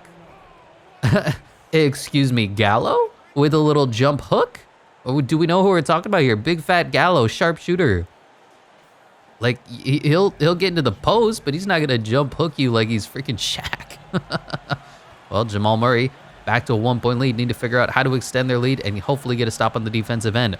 Jeremy Grant has the ball. And I don't know what this play is. It looks like it's chaos, and Jamal Murray's going to take a long 3 and miss. Not good shot selection. 2 for 1 is available for the Thunder. They are down by 1. 111-112. And he gets a backdoor cut. Hamid Diallo. Defensive breakdown. What happened for the Nuggets? Nuggets need to score. 28 seconds left in this one. Jamal Murray grabs the ball and runs the offense. Who's this play going to go to? Looks like it might be just Joker right out of the post, being picked up by a good defender. Double team comes over. What's Gary Harris going to do? And Joker just takes out his do-it-yourself kit. Makes the alley-oop. No, makes the layup. 114-113. I mean, I saw Gary Harris coming in on the cut there, but Joker just said, nah, I'm going to spin out of the double team and take it myself. 15 seconds left in this one. The CPU is broken, so they're going to wind down the clock thinking that this is the right strategy. even though they are actually losing the game. Dennis Schroeder going to come over for a screen and do nothing. Now comes the Steven Adams screen, and the play officially is run. Here's Shea. Step back for the win. Oh, good look, but he just could not put it down. Not quite a high enough overall yet in his career as the Thunder fall in really close fashion, 113-114. That was a really good game. Had an opportunity to win it as well as the underdogs, but Nikola Jokic had an incredible game, as he always does. 37, 12, and 11. Good support from the rest of the team. 13, 8, and 11. 13 for Porter. Gary Harris gave you 12. Even Will Barton gave you 12 points. Jeremy Grant was serviceable. As for the Thunder, Danilo Gallinari, 22, 6, and 2. Shea Gilgeous-Alexander, 21 points, and he was one basket away from winning the game. 7 rebounds, 8 assists. Cliff Paul was okay, 18 and 8. Hamid Diallo, 15, and Dennis Schroeder, 11 and 8. Cliff Paul coming over, and he may be taking the starting point guard role from Jamal Murray. I'm hoping that they play Jamal at the 2, Cliff Paul at the 1. They'll be a little undersized, but the offensive versatility will be unreal. And Nikola Jokic going to get the 1 overall boost now up to a 96 overall. Interesting roster, and it looks like they'll have Jamal Murray coming off the bench. Still 20 minutes is not too shabby. Gary Harris, though, definitely needs an upgrade upon, and Michael Porter Jr. unfortunately needs an upgrade upon, and so does Paul Millsap. Just looking at this roster. Go over here, and the Thunder tried to march into Denver, but they unfortunately fall just a little bit short. Eliminated. Fill that out. Denver's starting to take over their section of Middle America, and there is definitely going to be a head-to-head matchup between the Lakers and the Nuggets at some point in this. Make sure that we pop off the teams from the wheel in the Oklahoma City Thunder. Thank you for everything, but you have been eliminated as the spinner gets thinner. Next team on the offensive is going to be the Washington Wizards. It certainly is. Wizards have that lethal front court. Not sure how the rest of their team is going to perform. Could take on the Sixers, could take on the Grizzlies, could take a whole bunch of those empty states, but let's go ahead and spin the wheel and see what direction do the gods have in store. And that looks like an overall point to me, because we need to fill out some of those states, and that is a state also known as North Carolina. Yeah, totally right. Man, I'm so good at geography. One of these days, I'm going to sit down and learn all 50 states and the capitals and like fun facts, so I can tell you guys everything about each state in America. Make sure we go over to the Wizards, and they get a 1 overall boost, probably to Bradley Beal, if I remember correctly. 92 overall. John Wall holding steady at an 87. Now Brad Beal is a 93 overall, close to what his career high has been. Nobody's coming off the wheel because nobody got eliminated. Just going to spin the wheel again and see who's going to go next. And this time it looks like the Blazers. I don't know what's wrong with this wheel. It doesn't feel completely random, but that is okay by me. Portland Trail Blazers, looking at them on the map, they have not been eliminated yet, and that's really all I can say. Other than Blazers franchise, the Blazers are often losers because they have to go through the Lakers or the Clippers or the Warriors, but let's see if maybe they can steal an overall point before they get eliminated by the Lakers, and they're going right after the Lakers. It's just like, this is why I try to avoid the Lakers, is because for whatever reason, the wheel and the gods of fortune decide that the Lakers play in every single game. So here it is. As is always the case with the Trailblazers, Damian Lillard is going to have to carry this team. You got Dame Time versus LeBron James, CJ McCollum versus Devin Booker, Kawhi Leonard versus Trevor Ariza, oof, Carmelo Anthony versus Anthony Davis, oof, and Hassan Whiteside versus Rudy Gobert. Lakers continuing to stockpile talent, while the Blazers have Damian Lillard. We'll see how this turns out, but I think we can all predict something in the crypt, as maybe Hassan Whiteside wins the tip. That'll be the highlight of their night.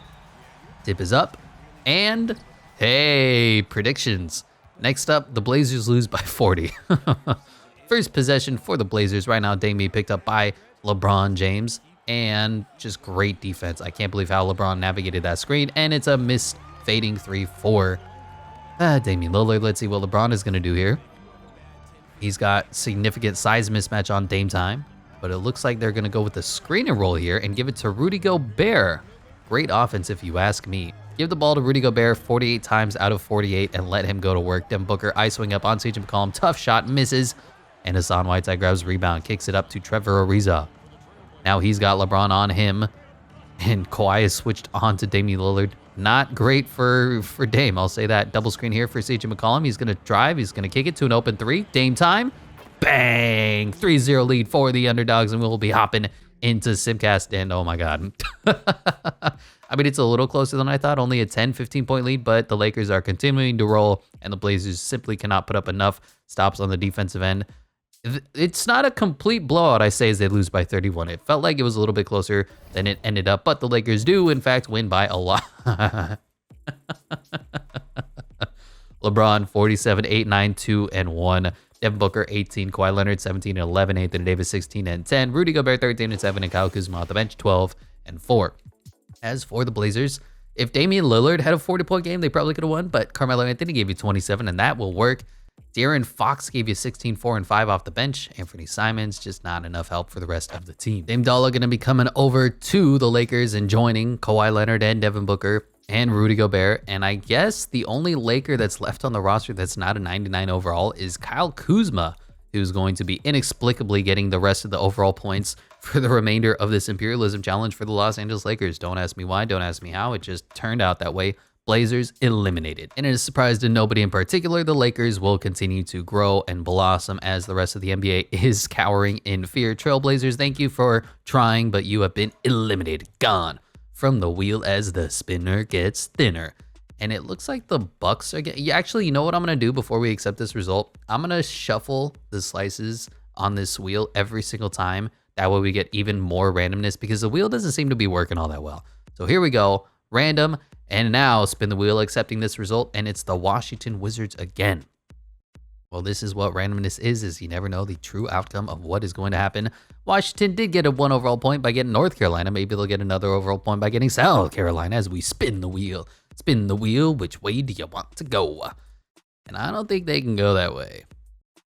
There's no Rhode Island. Yeah, I can't accept that. Sorry, spin again. See where you're going to go. This time, hopefully, it's towards a state. And that does look like South Carolina. So I'm more than happy to continue giving 1 overall points to teams and letting them take over the map. Boom, boom, boom. And a little logo size bump. Boom. And that's going to do it for them. Bradley Beal is going to be, if I remember correctly, a 94 overall. Look at him. There he is. 93 up to a 94. Not too bad for the Wizards. Starting to look like they may have a chance if they can get a little luck, play a couple teams, and get some more players. And we will go ahead and, like I said, shuffle, then spin. And we'll see if this adds any complexity or randomness to it as the Miami Heat look like they're going to be next. And the Miami's always stuck, so they have to really get out of here and then start to take on teams, especially because the Atlanta Hawks aren't here. So it's really just going to be an overall point for them. Which state are they going to take over as we spin the wheel? And it has to be North. There's just no other way around it. I cannot do that direction because it's physically impossible. So keep trying. Will that work? That's good enough for me. We're going to give them Georgia. Here's the argument. Let's say Miami's trying to march north and they're just right here. And then they spin the wheel. That's as close enough, right? There we go. Continuing to knock off states, and Miami's going to get a 1 overall point boost, and that's probably going to go to Jimmy Butler. I think Jimmy's going to end up to be a 99 overall before this whole thing is said and done. 96 now, boom, 97. Although he does need some help because the next best player is Bam Adebayo. Unfortunately, just like the Heat in real life, there's a lot of help that this Heat team needs before they could possibly beat the Los Angeles Lakers. But shuffle, spin, see who's gonna go next. There's a lot of states to go. And we get Washington again? No, all right, we're gonna get Milwaukee. Jesus Christ. This is randomness, man. That's all I can say. So Milwaukee has taken over Toronto. They've taken over a lot of this ugly middle part of America. I'm also really excited to see them go up against the Miami Heat at some point. Can the 76ers maybe get a run? They do have Joel Embiid, but it seems like the Sixers never get good luck in these Imperialism challenges. But we will spin the wheel, see what direction do the Bucks go. And they're going to go in a direction that they literally can't go. I cannot justify this for any states, I don't think. Nope, spin again. It seems like you have to spin twice every single time now. And they're going directly east. Because we haven't seen the 76ers play yet, I'm going to have Bucks at the 76ers. Bucks at the Sixers is going to be a heck of a matchup. You have Kyle Lowry, Mr. Toronto versus Ben Simmons, Mr. Embarrassment. Dante DiVincenzo versus Josh Richardson. Tobias Harris versus Chris Middleton. Honestly, a good matchup in the overalls department. Giannis versus Al Horford. Oof. And DeMontis Sabonis versus Joel Embiid. Oof as well. But let's see how this one plays out. A lot of stars from various different teams. This is really going to determine who is going to be the superpower of the Eastern Conference. In my opinion, always the Heat have a chance, like I've been saying, but there's Jimmy Butler and then the rest of the squad. As the Philadelphia 76ers do, in fact, win the tip. So let's say the 76ers win. Giannis replaces Al Horford. That's just lethal. The spacing, completely horrible because Ben Simmons can't shoot the three, Giannis can't shoot the three, and Joel Embiid doesn't really shoot the three all that well. Whereas if the Bucks win, I mean, you got to go Joel Embiid, so that moves Domantas Sabonis to the bench as Joel Embiid does draw a foul, just like in real life, just like in the game. So Joel Embiid will take the center, Sabonis will move to the bench, and then you have Giannis, Chris Middleton, Drew Holiday. They still need a shooting guard. Well, oh my God, terrible free throw from Joel Embiid. 1-0 in this one. We'll see what Giannis can do. Regardless, when you have Giannis on your team, spacing is a problem. Now pairing Giannis with Ben Simmons is a bigger problem. Here is Giannis with the ball, though, being D'd up by Tobias Harris. Looks like he's on an island, and Giannis is going to put up some weird layup. Joel Embiid grabs the rebound. Josh Richardson coming the other way. It is a riveting 1-0 game. Here's Ben Simmons playing basketball. I know. Can you believe it? And is this a play for Tobias Harris? It's a 3 for Al Horford, who completely airballs because that was the ugliest shot I've ever seen in my life. Dante DiVincenzo coming the other way. Chris Middleton is wide open. Long 2, and bang! 2-1 lead for the Milwaukee Bucks. Hopefully it's a close one. I'd like to hop in and see this one play out, but the 76ers have a huge first quarter lead, second quarter lead. Halftime, blowout, domination, Bucks embarrassed. Giannis going to be a 76er. What an embarrassing game. 142 to, what was that, 91? Joel Embiid had an incredible game. 45, 16, and 7. Tobias Harris, 25. Ben Simmons, 24, 6, and 8. Alec Burks gave you 16 off the bench. Other than that, Giannis, 9 to 21 from the field, 20 points. 1 of 5 from 3. Chris Middleton was pretty good, 24, 6, and 6. Domantas Sabonis, 15, 11, 5. And Brook Lopez, Kyle Lowry gave you 7 points. He comes over, and then he gives you 20 minutes, 6 fouls. Just a bad game. They scored 91 points. That is a 51-point loss for the Bucks. Giannis, 99 overall, coming to the Sixers, and he's going to be the highest overall player, but Joel Embiid is going to get that 1 overall boost to 96 overall. What do we do alongside him and Ben Simmons? I really don't know yet, but Giannis is serviceable. 72 from the three-point line is fine. That's what Josh Richardson has. Al Horford. It's not that it's terrible as far as 2K ratings are concerned. It's just the idea of Giannis, Joel Embiid, and Ben Simmons does not work. Anyway, go over to the map. Make sure that the Milwaukee Bucks get eliminated. And now the 76ers are the new owners of Toronto and Canada and all these states. Detroit, Illinois. Look at that ugly blue. Wow. So it's going to be 76ers, Heat, and likely the Lakers are going to be the final teams left in this Imperialism video. But we'll make sure that the Bucks have been eliminated. Gone as the spinner gets thinner. There's only a few teams left. Coming down to the home stretch as the New Orleans Pelicans are going to be next. Or is it the Spurs? It's the Pelicans. I forgot to shuffle. It is fine. Looking at them. They've got a really long stiletto heel here. They could take a couple states, or they could take on the Spurs or the Nuggets. Let's see what the Wheel of Fortune has in store for them, as it's directly... We could really take on any team. I'm going to go Spurs. I'm going to go Spurs. Here's my argument, okay? The New Orleans Pelicans traditionally are here. They did go up to take Arkansas, but let's just say they're right here. And then you look at the wheel, right? Because I'd have to say that the Pelicans were all the way up here for them to take on the Nuggets. So we'll do Pelicans as Spurs. Lonzo Ball versus DeJounte Murray. Drew Holiday versus Luka Doncic. DeMar DeRozan versus Brandon Ingram. Rudy Gay versus Zion Williamson. And Derek Favors versus LaMarcus Aldridge. Now, you might think that the Spurs don't have a chance, but they did upset the Mavericks. They do have Luka Doncic. Their record is 5-13. Wow. And, I mean, they shouldn't win. But DeMar DeRozan is an 87 overall. He's a serviceable player. Luka Doncic, 94 overall, naturally. DeJounte Murray, I think, is an 82 overall. LaMarcus Aldridge, 84. And the Pelicans, they only have Brandon Ingram, who's a 90 overall. Zion hasn't quite arrived yet because he never has. Lonzo Ball's only an 81 as DeMar DeRozan makes the first 2 points of the game. I'm saying I think the Pelicans should be the favorites, but there is a large opportunity for upset. And in fact, the more I talk, the more I think that the Spurs should be the favorites, actually. Anyway, going into the game, here's Brandon Ingram, long 3, and he splashes. Wow.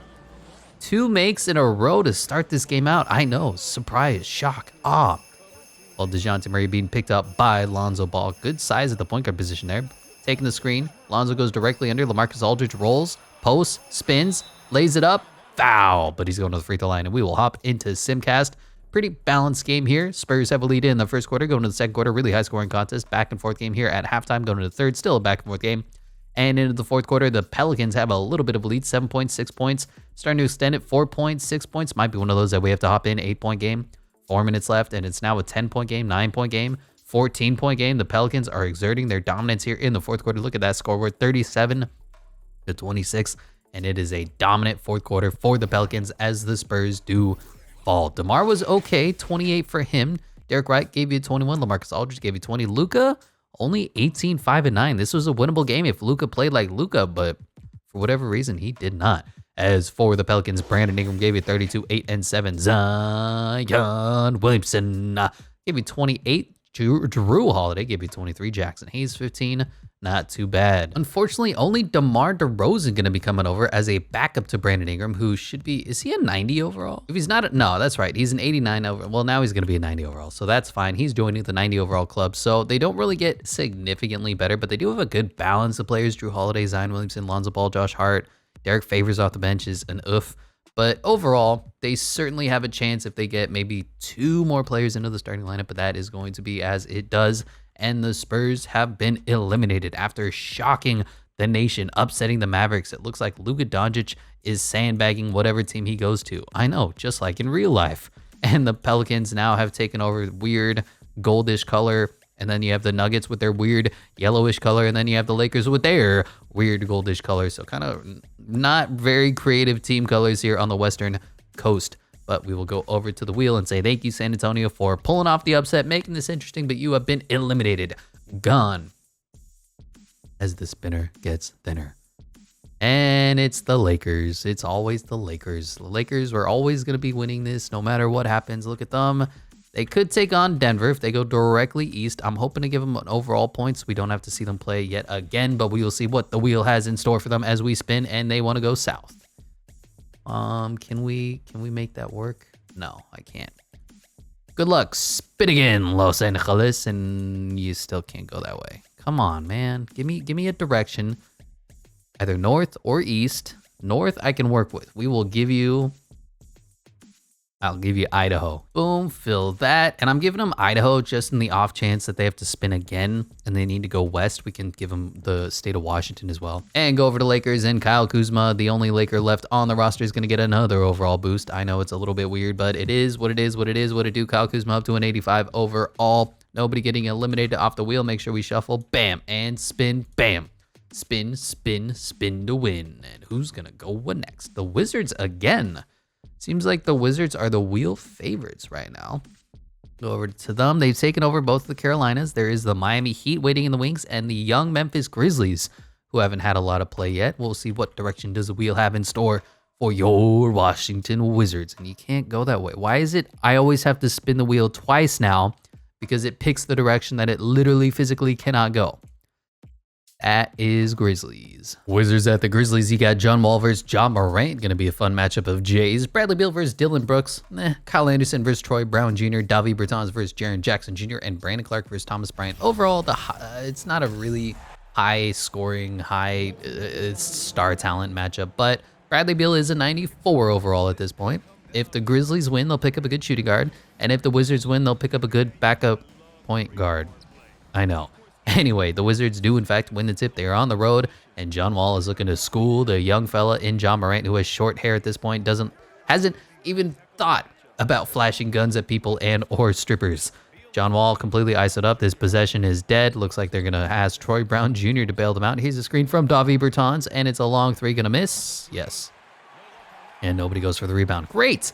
Well, John Morant coming up the other way. What kind of dribble moves does he have in store for Jonathan Wall, who's 27, 28 at this point? This is when the injury started to completely decimate poor John Wall's career. And Davi Bertans tries to play defense, and oh my God, surprise, he can't.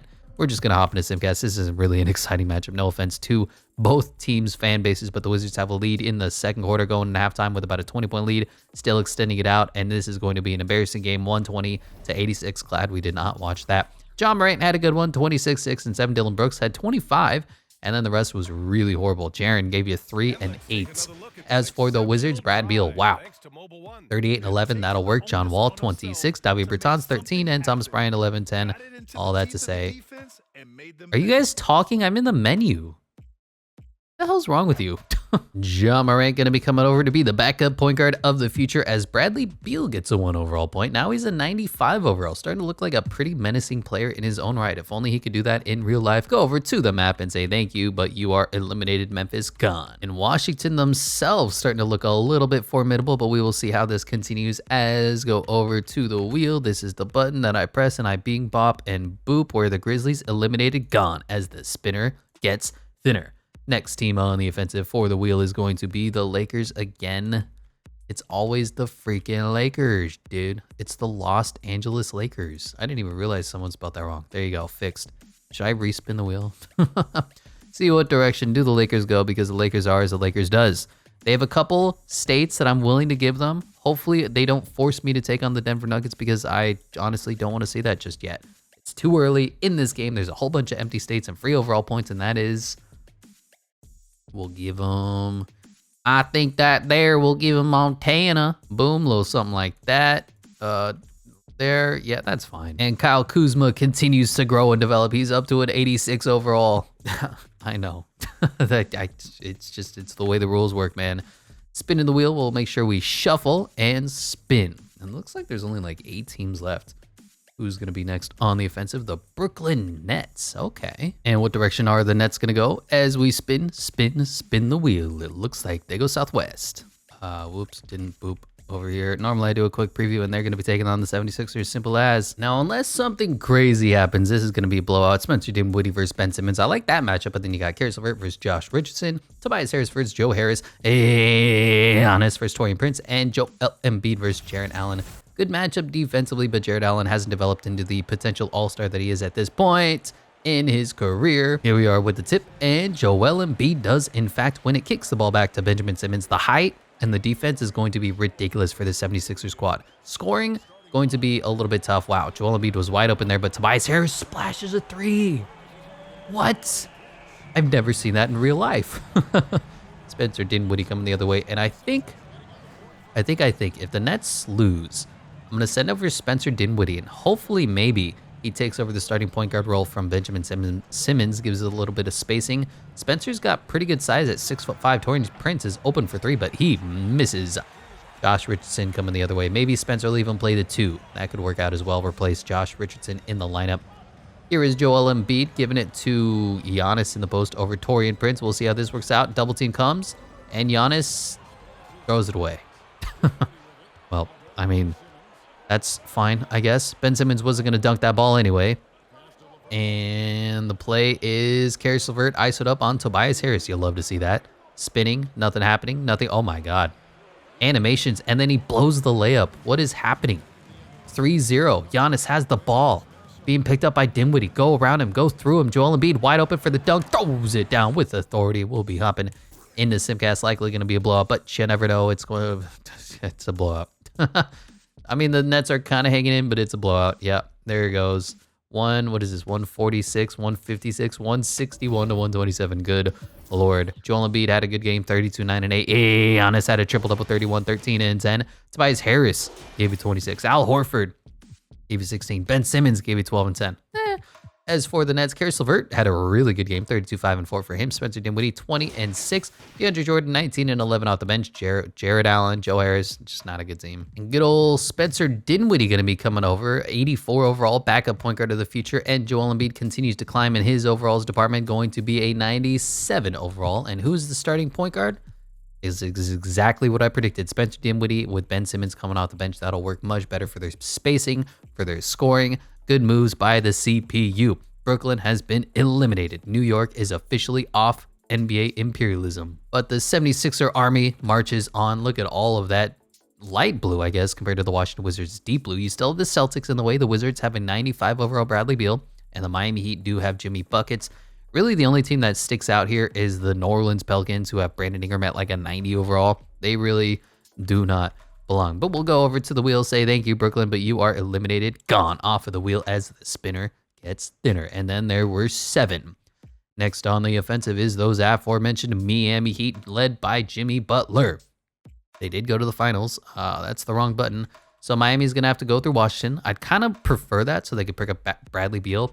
And then we'd have this really fun 76ers Heat matchup. They could take whichever state, Mississippi, Alabama. I don't know. There's too many goddamn states there. We will see what direction does the wheel have in store for them, as it's the one direction they can't go again. Good stuff. Spin the wheel again. I always have to spin the wheel twice. You literally cannot go that way. There's no way I can justify that. How about a third time? Now they do want to take on the Washington Wizards. Going to be a fun one. Heat at the Wizards. This is what we've been waiting for. Goran Dragic versus John Wall. Going to be tough. Duncan Robinson versus Bradley Beal is a mismatch, but so is Jimmy Butler versus Troy Brown Jr. Jay Crowder versus Davi Bertans. And Bam Adebayo versus Thomas Bryant. If the Heat win, they add a 95 overall shooting guard, and I think that puts their team over the top as far as the Eastern Conference is concerned. They only have to go through the 76ers. If the Wizards win, they pick up Jimmy Butler, and they're still a pretty good team in their own right. I like the depth more on the Heat, obviously, since they did go to the finals. But here is Duncan Robinson with the ball. Ew, I know. Bam Adebayo now being picked up by Thomas Bryant. Really slow developing play here. Nothing happening. Bam finally sets a screen. Goran Dragic runs around the screen, and he's going to step back, pump fake, jump shot, and miss. Back at it. 0-0. No, Davi Bertans has the ball, and he shoots a three, and he misses. Because of course he does. Goran Dragic brings the ball up the other way. Kicks it to Jay Crowder. Why does Jimmy Butler not have the ball every possession? What is going on? Can we pass the ball to Jimmy Butler? Jay Crowder shoots a three and misses. Well, there's Bam Adebayo. Now Duncan Robinson shoots a three and misses. Oh, he makes it. Somebody made a shot. All right, hopping into Simcast. We don't need to watch any more of this. Maybe it'll come down to the wire. We'll watch it in the fourth quarter. But we got a back and forth game here at halftime. Heat have a little bit of a lead, and no lead is safe in NBA 2K23. Really high scoring contest, which is interesting for the talent levels of these teams. Heat have about a 10-point lead. Gonna Simcast a little bit. 5-point lead, 7-point lead, 8-point lead. Wizards trying to make a fight out of it. Heat trying to dominate. 8-point game, 9-point game. If it gets close, we'll hop in. Still an 11-point game, 13-point game, and it looks like the Heat dominated this fourth quarter, 39-31 as they win by 15. Box score, John Wall was okay. Thomas Bryant was okay. Bradley Beal, what happened, dude? You're a 95 overall. You went 7 of 16. Like, Mo Wagner should not be approaching you in points per game. Rui Hachimura was okay. John Morant was bad off the bench. As for the Heat, Jimmy Buckets, 33, 5, and 7. Goran Dragic was good. Tyler Hero was good. Kendrick Nunn was good. The team, they have Vucevic. I forgot about him off the bench. Bam Adebayo, 10, 10, and 8. Just a good game for the Miami Heat. And Jimmy Butler officially a 98 overall. Bradley Beal coming over as the starting shoot guard, a 95 overall. Then they have Bam. Then they have Vooch.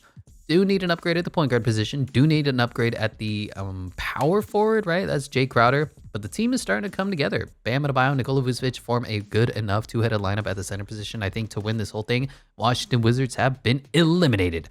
Gone. And the Heat are going to take a whole bunch of land. Good Lord. I got to say, credit to Washington. They put in a lot of work there, filling out large sections of America. But it's starting to look like we're getting to the final stretches. So we have 1, 2, 3, 4, 5, 6 teams left.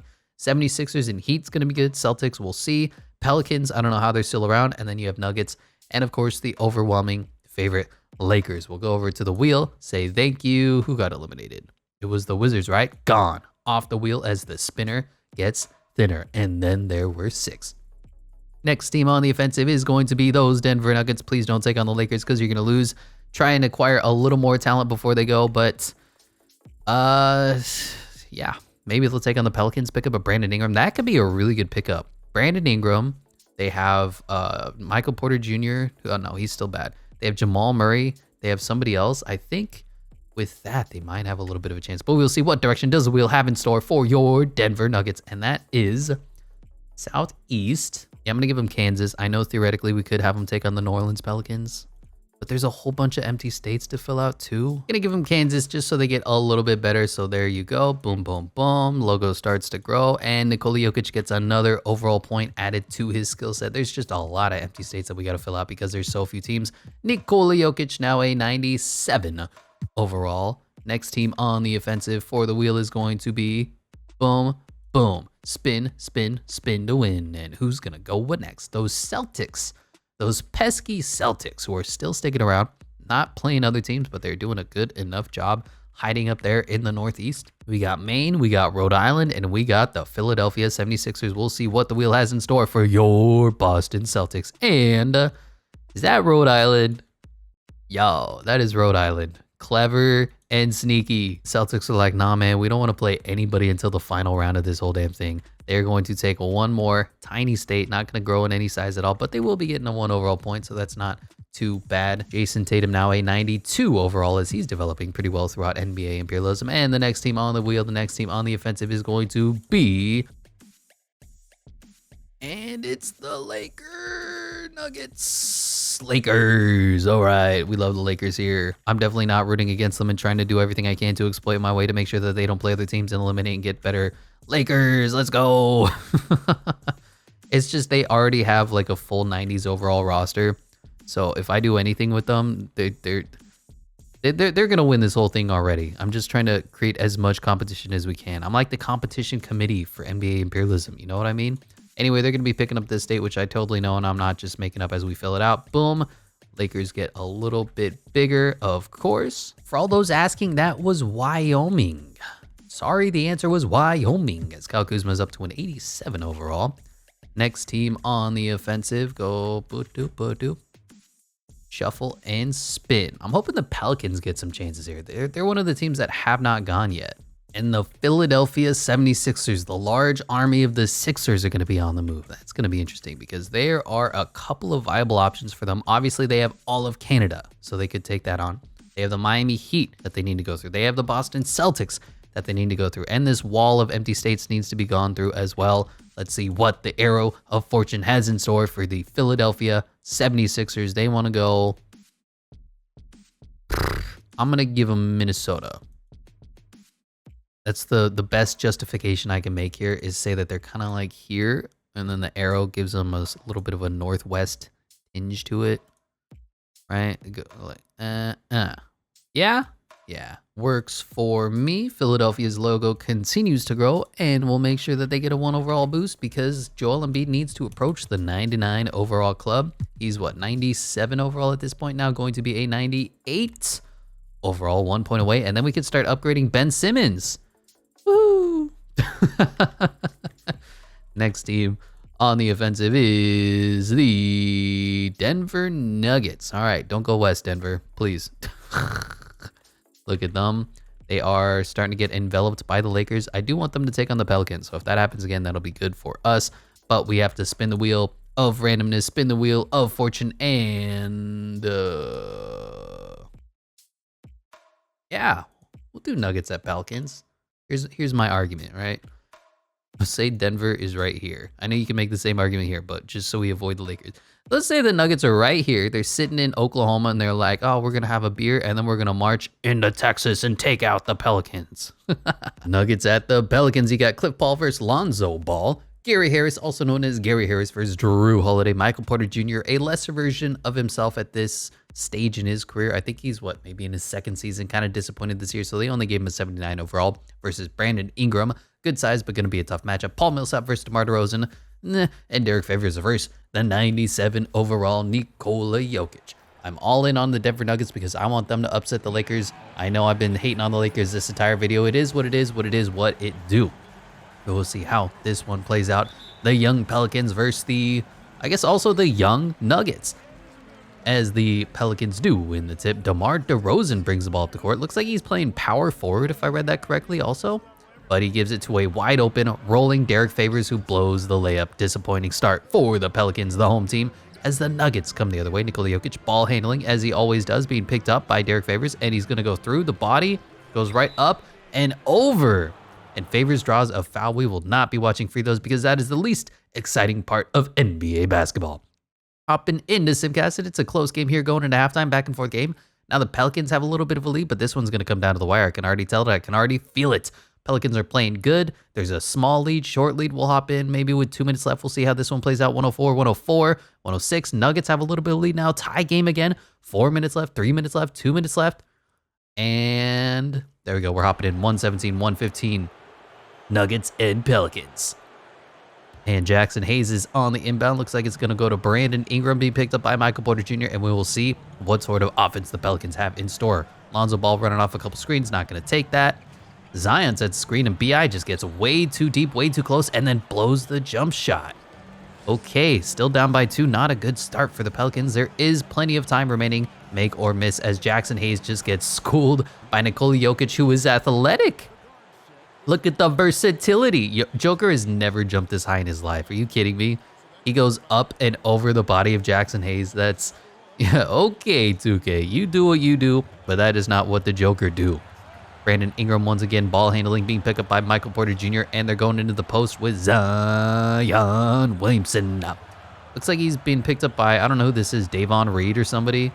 That's definitely a mismatch, but they're not exploiting it. Looks like Jackson Hayes is going to get the shot, blows the layup, grabs his rebound, puts it back up, and that's 2 points. All right, back down to a 2-point game, 119-117. Nuggets have the ball.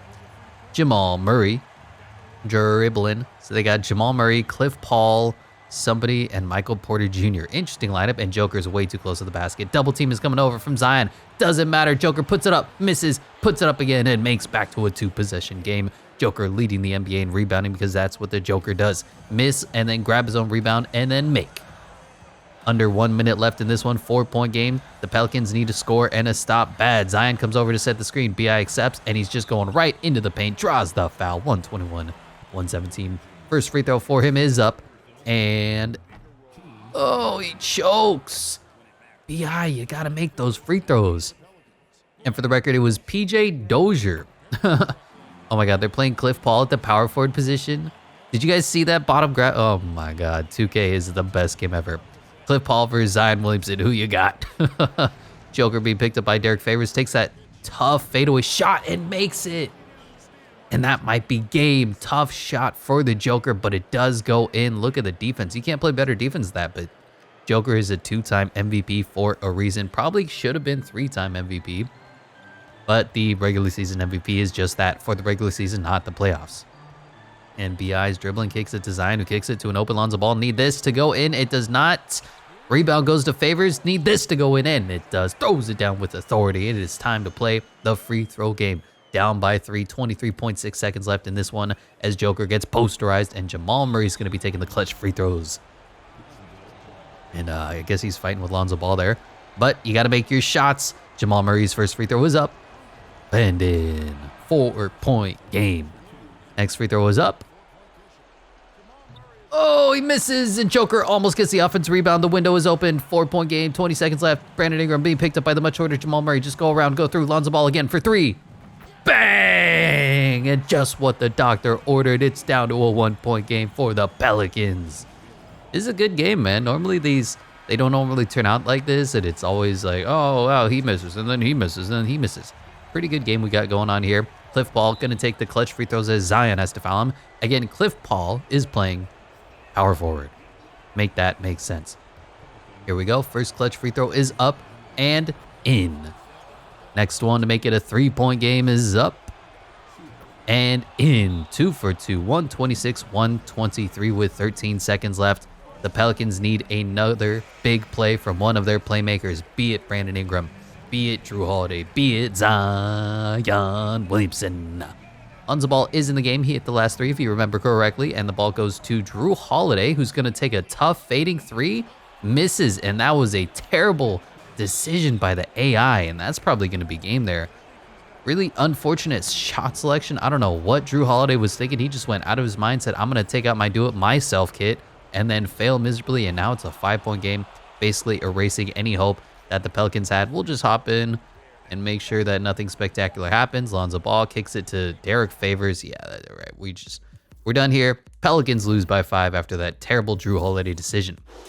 Brandon Ingram had a good one, 32-11. Drew Holiday, 24-6, but jacked up that 3 that was horrible. DeMar DeRozan was serviceable, 19-4. Jackson Hayes was pretty good, and Lonzo Ball hit that clutch 3. As for the Nuggets, Nikola Jokic, 26, 10, 11, triple-double. Cliff Paul was good, 23, 8, and 5 steals. Also played power forward. Jeremy Grant was pretty good, 19. Michael Porter, not great, 17. Jamal Murray, not great, 14. And Will Barton gave you 14 points off the bench. And the Pelicans will be sending over their, I guess, Michael Porter Jr. replacement. Same size almost, like Michael Porter Jr. is 6'10". Brandon Ingram is 6'8" and a 90 overall. Nikola Jokic going to get the 1 overall point boost up to a 98 overall. That's a pretty good look for him. And we will make sure that the map gets updated as well. When gold becomes yellow and yellow becomes gold, the New Orleans Pelicans have gotten old, eliminated, as the Denver Nuggets are now taken over. What is the button that I press? This one here? No, there it is. Look at that logo grow up in size. So then there were 5. The teams are starting to come off the wheel rapidly at this point. Whoops. And there you go. That's what it needs to look like. And the Pelicans are gone. and then there were 5. Make sure to shuffle the wheel so we get full randomness in these final steps of Imperialism for 2020. And the Nuggets are not going to go again. I'm sorry. We're going to shuffle and we're going to spin. The Nuggets went last time. They don't get to go 2 times in a row. And it's the Philadelphia 76ers. It's going to be next up on the wheel. And we look at them. And there's a lot of empty states still to be taken. The Celtics, the Heat, possibly the Lakers, but probably not. We'll go ahead and spin the wheel, spin the arrow, and see which way they go. They want to go southwest. I'm going to give them that state that's right there. That's Iowa. I'm like, that looks good. Just say they move a little bit south, and they're going to get a 1 overall boost to, I believe it's Joel Embiid getting to the 99 overall club, right? Joel Embiid right here. Yes, it is. So that means any points that they get after this will be going to Ben freaking Simmons. Well, you can't win them all. And we will go over to the wheel, shuffle and spin, make it a 2-step process, as the next team on the offensive is going to be the Heat Nuggets. The Nuggets again. Nuggets being very aggressive down the home stretch here. So theoretically, this might be a Nuggets-Lakers matchup. They could really take on any team. I also have a few empty states that I want to fill out before we continue to progress, but we will spin the arrow and see which way they go. And that looks Lakery, doesn't it? Yep. Nuggets, Lakers. All right, so the Nuggets have done everything they can to prepare. They got a new point guard. They got a new small forward. They got Nikola Jokic's overall up to like 98. This is the time for the Nuggets to shine. The matchup we've all been waiting for, Nuggets at Lakers. And I moved some of the rosters around, so I have Cliff Paul playing LeBron James. They wanted Damian Lillard to start. I nixed that. I said, no way, Jose. I know, edgy. LeBron James is way better than Damian Lillard. I have Jamal Murray playing at the 2 instead of, I think, Gary Harris versus Devin Booker. I don't think the size is going to be too much of a problem. Brandon Ingram versus Kawhi Leonard going to be a good one. Y'all remember when they went up against each other? I think in the regular season, there was this epic 4th quarter battle between the 2. Jeremy Grant versus Anthony Davis. I have him starting over, I think, Derek Favors or Paul Millsap or whatever. And then Rudy Gobert versus Nikola Jokic. Woof. Every time Rudy Gobert and Nikola Jokic go up, it is an embarrassment for one man and one man only. And that man's name is Rudith Gobert. Anyway, Lakers are the home team. Lakers are the favorite. If they win, they're going to be picking up a 2-time MVP and Nikola Jokic up to a 97 overall. So, if they lose, that means LeBron James is a Nugget. That's going to be weird to see. But, of course, the Lakers are the favorites. Rudy Gobert has the ball, as usual, as expected. They run an offense where LeBron James gets a wide-open dunk. That is embarrassing defense. What happened? I think Cliff Paul just got run off a couple screens there. Clifford Paul going to be coming back the other way, being picked up by LeBron James at the point guard position, and he's going to try to go around and step back over him. Tough shot, and he misses. Bad start for the Nuggets. I don't like what I'm seeing thus far. Here's LeBron being picked up, going around. Anthony Davis runs out of bounds. Now he's out of bounds. Did you see his feet? So here's the pass, and AD goes, oh my God, I've never caught a basketball before. And then he drops it. And then he goes to dribble it. It's basically falling out of bounds. And then look at his feet right here. It squishes against the invisible wall. And then look at his ankles. His knees are breaking into themselves to make sure he stays in bounds. And then he pivots into nothing from no momentum whatsoever. And then he throws it out the back of the backboard. I don't know. It's just the way that 2K is. But we will see if the Nuggets can respond 11 minutes, 24 seconds into the first quarter. And what sort of offense are the Nuggets going to run? Because they need to score a bucket. This is going to be a high-scoring affair. Nikola Jokic is open, and he's going to lay it up. He's going to throw it down over Anthony Davis. Put that man in a poster. Wow. Joker is just flying in simulation. If only he could do that in real life. Hopping into Simcast.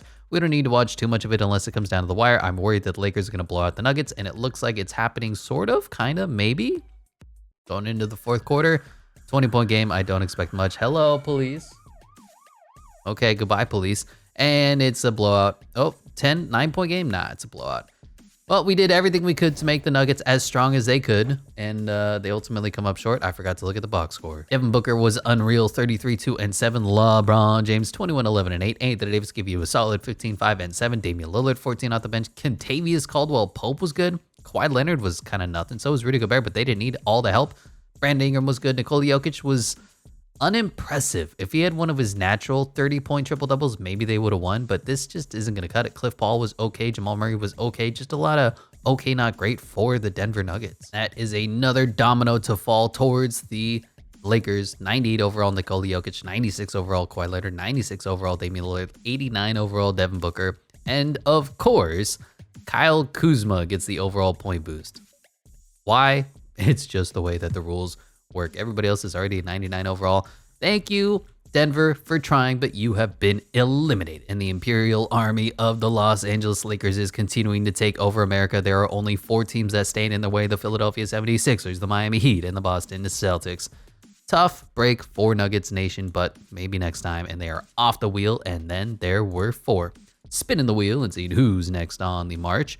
And it looks like it'll be the 76ers. All right. So you look at the 76ers, and there's a lot of area. They have all of Canada, so theoretically they could go anywhere. But we will go ahead and spin the directional arrow to determine what direction do the Philadelphia 76ers want to go, and they want to go north. I'll do what I did last time with Minnesota, and I'll give them North Dakota. Fill that up, something like that. A little bit of blue, and there you have it. Make sure they get a little bit of a logo size boost, and they will get a 1 overall boost as well. And I believe this one puts the Joel Embiid into the 99 overall club. No, he's already there, so it's time to upgrade Ben Simmons. You'll love to see it. 88 overall. He's competing with Kyle Kuzma. Okay, next team on the offensive, shuffle and spin, is the Boston Celtics are going to be next up on the wheel. Not too bad, not too bad. And we'll go over and check them out. There's Maine. That was the wrong button. Hold on. Check them out. There is Maine. And then there's the Philadelphia 76ers. And that's really, so they're either going to go east or west. Simple as that. Spin the wheel. We'll spin the wheel. Which way do they want to go? You want to take on the Sixers? That's fine by me. Kemba Walker versus Ben Simmons. Bit of a size mismatch there. Marcus Smart versus Spencer Dinwiddie. Jaylen Brown versus Tobias Harris. Giannis versus Jason Tatum. And Daniel Theus versus Joel Embiid. Gonna be a mismatch. Gonna be a blowout. 76ers are going to romp and roll. But as always in NBA Imperialism, you never know. Welcome to NBA 2K23 Imperialism of the NBA 2020 bubble. I know, confusing. It is what it is. Ben Simmons brings the ball up the court and kicks it immediately to Spencer Dinwiddie, who's going to try to go around Marcus Smart. Doesn't work. And Giannis now has the ball, kicks it to Joel Embiid. What is this play? It is a dribble handoff for Spencer Dinwiddie, the best player in the NBA. No, it's open. Here we go. Finally in the post. Joel Embiid operating on Daniel Theis, and he just goes over. Pump fake, looking like Joker. Puts up an ugly jump shot. Misses. Good defense from Daniel Theis. Daniel Theis always ends up as a Celtic. Why is that? And wow, okay. Defensive breakdown is Jason Tatum gets the first points of the game with an easy dunk. Tobias Harris cannot play defense. Probably should be earning $37 million a year, but hey, I'm not the 76ers GM who max contracted Tobias Harris. Joel Embiid going back into the post. Step back, tough shot again. I don't know what the CPU is trying to do with that, but Joel Embiid is 0 for 2 to start this one out, and that's a bad start for the 76ers. Great size, great defense, pacing. No. What is it? What is it? Spacing. That's the word I'm looking for. Not great. Jaylen Brown stepping back wide open here for a mid-range jumper. He misses as well. And there's a foul. Okay, we're gonna hop into Sivcast. Kind of a weird start to this one as the 76ers are blowing out the Celtics here in the second quarter, going to the third quarter with a lead. Fourth quarter, it's not tremendously bad. 10 points. If the Celtics can go on a run here, there's a chance, but they just cannot put up the points needed, as it looks like the stifling defense of the 76ers prevails. They win 129-111. Checking out the box score, Joel Embiid, 33, 16, 4, 2, and 3. Ben Simmons, 26, 7, and 5 steals. Man, can you imagine? Tobias Harris gave you 20. Spencer Dinwiddie gave you 17 and 11. And Giannis gave you 16, 9, and 9. As for the Celtics, Jason Tatum was good and the rest of the team was not. Kemba was okay. Jaylen Brown disappeared. 9 points in 35 minutes. Not going to cut it when you're trying to upset the overwhelming favorites. Jason Tatum going to be coming over, and Ben Simmons continues to get overall points. He's now on 89 overall, thanks to NBA Imperialism. A little funny when you think about it, but we will go over to the map and say thank you. Who do they beat? The Celtics, but you are gone. Eliminated. And then there were 3. The Philadelphia Army has marched. And is it time to give out all these states? We have 1, 2, 3, 4, 5, 6, 7. Yeah, the numbers don't quite match up yet, but then there were 3. We will go over to the wheel and make sure to take up the Celtics. Thank you. And then shuffle. I mean, does it even matter? The slices are so big at this point, but spin the wheel. See who's next on the offensive end. It looks like it's the Sixers again. Sure, Philadelphia. What do you want to do here? There's not really a lot you can do. We'll give them probably an empty state, and then we'll divide up the states and then make it to a contest of 3 teams, Lakers, 76ers, and Heat, and see who will play who. But we'll check out the wheel and see what direction does the wheel want them to go, or the arrow, I guess, specifically. And it looks like they want to take Missouri. I don't know. Ben Simmons going to get another overall point. Now he is officially a 90 overall. Good to see. Imagine if that happened in real life. And then at this point, we'll go ahead and break out some of the states. So each team gets 2. Lakers are going to take Washington and South Dakota. Heat are going to take, I believe, Alabama and Mississippi. And then Philadelphia gets Maine and West Virginia. There we go. States are filled. We've cut about 6 turns worth of busy work, and we'll make sure that everybody gets their overall points. So Ben Simmons gets 2 more overall points. He's officially a 92 overall. It's just so funny to see. As for the Los Angeles Lakers, that means Kyle Kuzma gets into the 90 overall club. A bit weird. And then who was the last team? The Heat are going to get 2 overall points, and that'll go to probably Jimmy gets 1 overall boost. He's up to a 99 overall. And then I guess Bam is now an 88 overall. The supporting cast isn't great for the Heat, but you never know what you never know. And we'll go over to the wheel and spin one more time.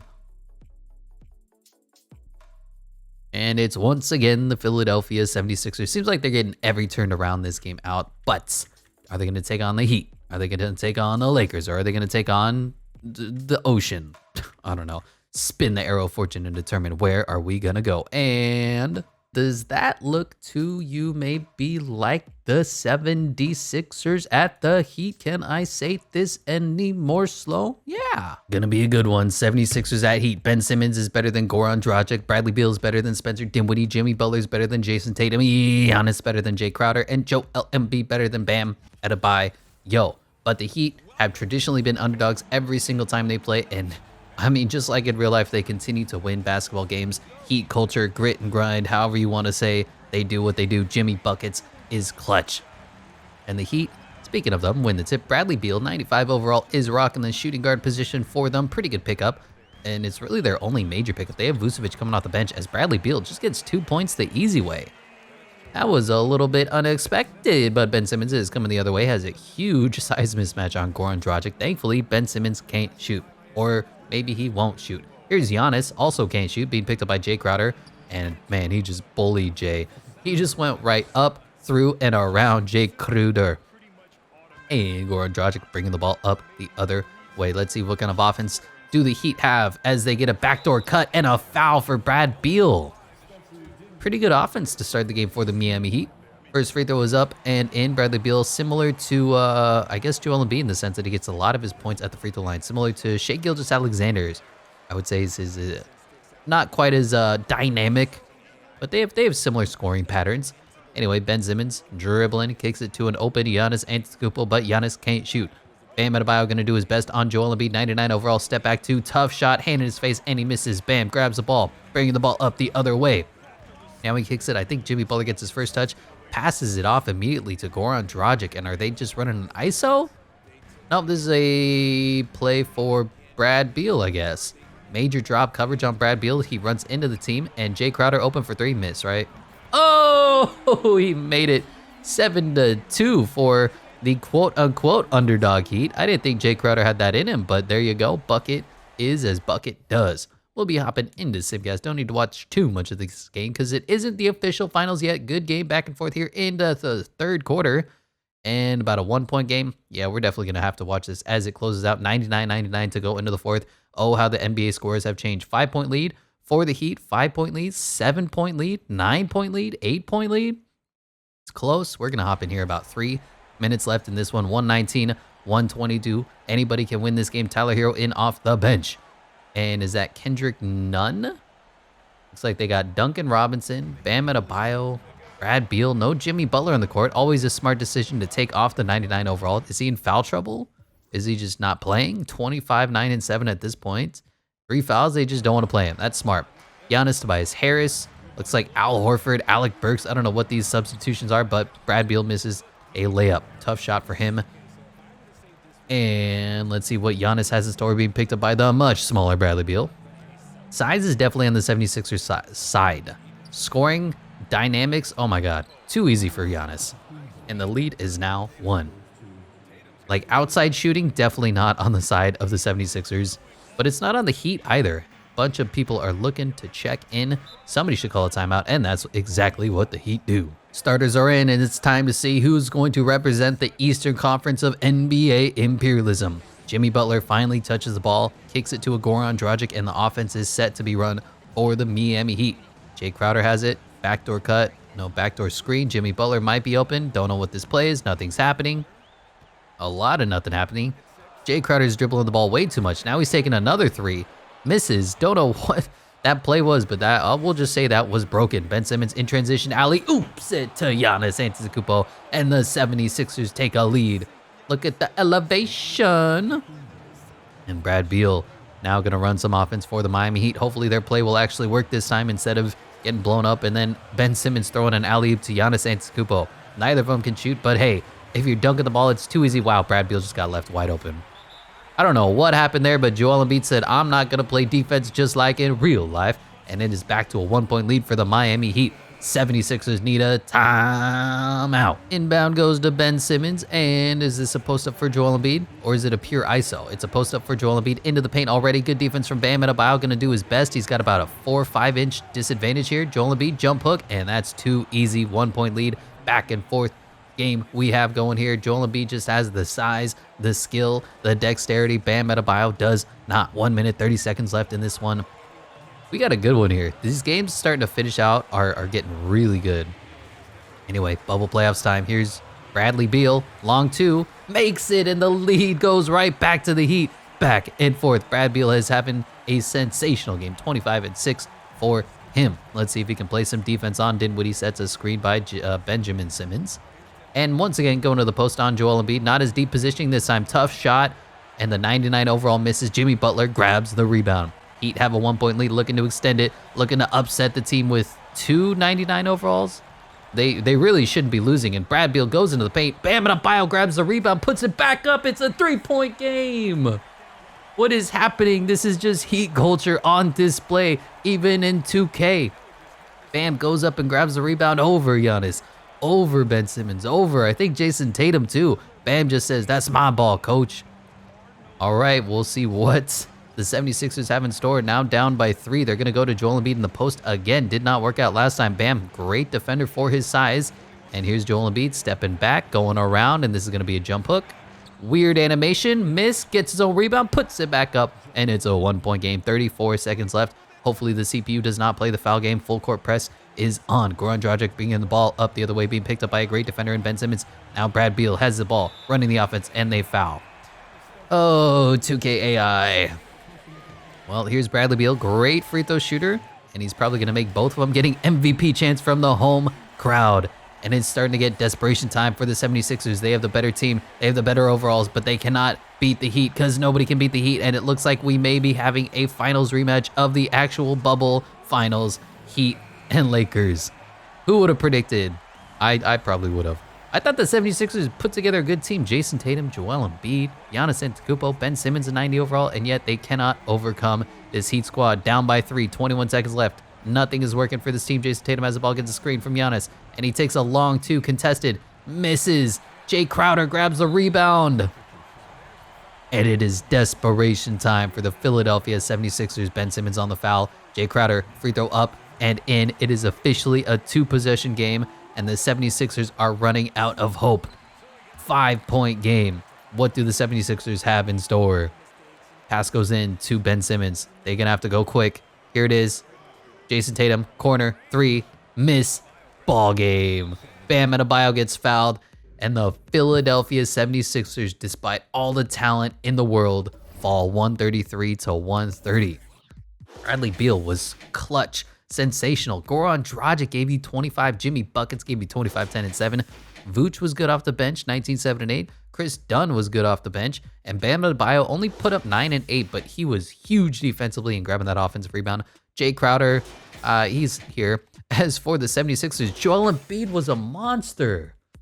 40 and 13, but he could not make a shot to close this one out. Jason Tatum was good. Giannis Not great, man. 27 and 8. Tobias Harris 12. Ben Simmons gave you 10, 8, and 11, and that's kind of what you expect. Spencer Dinwiddie was not particularly good, and their bench was horrible. Al Horford in 19 minutes gave you 0 points, and they lose by 3. Impressive showing by the Heat, and Joel Embiid is going to be coming over the second 99 overall, while Bam Adebayo is going to get up to the 89 overall. His threes is 72. Theoretically, we could play him at the power forward position.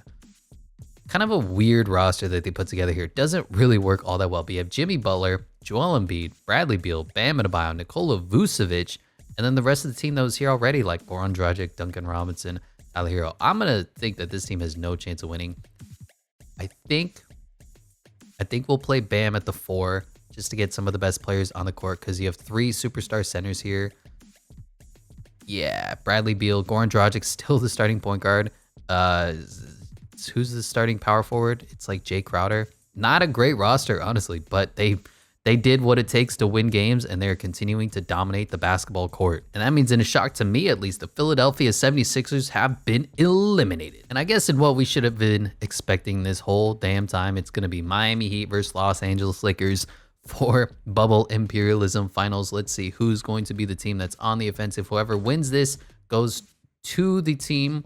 They're the attacking team, so whoever loses this actually gets home court advantage, and we will spin the wheel one last time for NBA Imperialism in the bubble, and the Miami Heat are going to go on the road and look to upset the Los Angeles Lakers. And just like in real life, we have the Miami Heat versus the Los Angeles Lakers in the bubble to close out this entire series. Goran Dragic versus LeBron James. Definite mismatch. Brad Beal versus Devin Booker, not going to be too bad. Jimmy Buckets versus Kawhi Leonard, going to be a fun matchup. I put Bam Adebayo at the power forward position. Just have to get your best players on the court. And the Heat kind of don't have a lot of good players versus Anthony Davis and Nikola Jokic versus Joel Embiid. Clear favorites for the Los Angeles Lakers, just like in real life. But we'll see if playoff Jimmy can put his stamp, put his mark on this game and announce himself as the true king of NBA Imperialism alongside Joel Embiid, as the Joker does win the tip. Some fun matchups here. You got LeBron James versus Jimmy Butler. You got Joel Embiid versus Nikola Jokic. You got Bam versus Anthony Davis. And you got Kawhi Leonard trying to D up Jimmy Butler as well. Devin Booker versus Brad Beal. Not one of the more exciting matchups, but here's Devin Booker. Grabs the screen, goes, shot, Joker, 3, miss. Okay. Just saying, there's always a chance for this Miami Heat team. And like always, I make this Game 7 of the NBA Finals just to make sure that we have the most fun possible in NBA Imperialism. And we'll see who's going to come up clutch here. Jimmy Butler gets the ball, running off a couple screens. Don't know what this defense is. Don't know what this offense is. And Goran Dragic going to have to put up a desperation shot on Kawhi Leonard. Probably going to get blocked pathetically. Here it is. Step back, shot, miss. And we've got an epic 0-0 game here in the first quarter of Game 7 of the Finals. LeBron James, you're going to have a mismatch every single day. And Devin Booker open for 3. Bang. Every single possession, all game, LeBron is going to have a mismatch on Goran Dragic. Dragic? I don't know. Anyway, here's the ball going to Joel Embiid, being picked up by Nikola Jokic, whose defense is better in 2K than it is in real life, and we'll see what Joel Embiid can do. He just goes up and around, and he makes it a 2-3 game. Made Joker look silly. Kawhi Leonard bringing the ball up the court, being picked up by Jimmy Butler. And what is this play? Is it going to be a post? Is it going to be Joker? What is this play? It looks like they're trying to go to Kawhi. Finally gets the ball, but Jimmy Butler playing lockdown defense here. Navigates the screen beautifully. 4, 3, 2, and a weird animation. And Kawhi misses the layup, blows the layup, just like he blew a 3-1 lead in the bubble. Dragic gets fouled. That was weird. Bam on the inbound, 16 seconds on the shot clock. Tries to set a screen. That was the weirdest screen I've ever seen in my life. Goran Dragic gonna try to go around LeBron James, and he doesn't. Don't know what that was, but LeBron grabs the ball, and he's bringing the ball up the other way. Here is Devin Booker. Here is LeBron James. Here is the double screen. Spain pick and roll, maybe. And Devin Booker wide open in the corner. Bang! And that might be the weakness of this Miami Heat defense. Looks like Devin Booker continues to be left open for 3. That is the second 3 of this game. It is a 2-6 game. I'm really hoping it's not a blowout. Defense! I'll do what I can to make sure that it's not a blowout, but there's only so much that I can actually affect as a passive observer. But here is Brad Beal, and he kisses it off the glass. Nice little floater. Who's that up and over? Anthony Davis. Just a great shot from Brad Beal. LeBron and the Lakers looking to respond. 3 minutes into this matchup, Game 7 of the NBA Finals, Joker versus Joel Embiid. Probably one of the most fun matchups of the last 15 years, and Joker misses. That's tough. We'll see how the Heat can respond. And Dragic gonna try to do it himself? No. Okay. Run some offense, get the ball in the hands of your playmakers, and let's see what Jimmy Butler can do.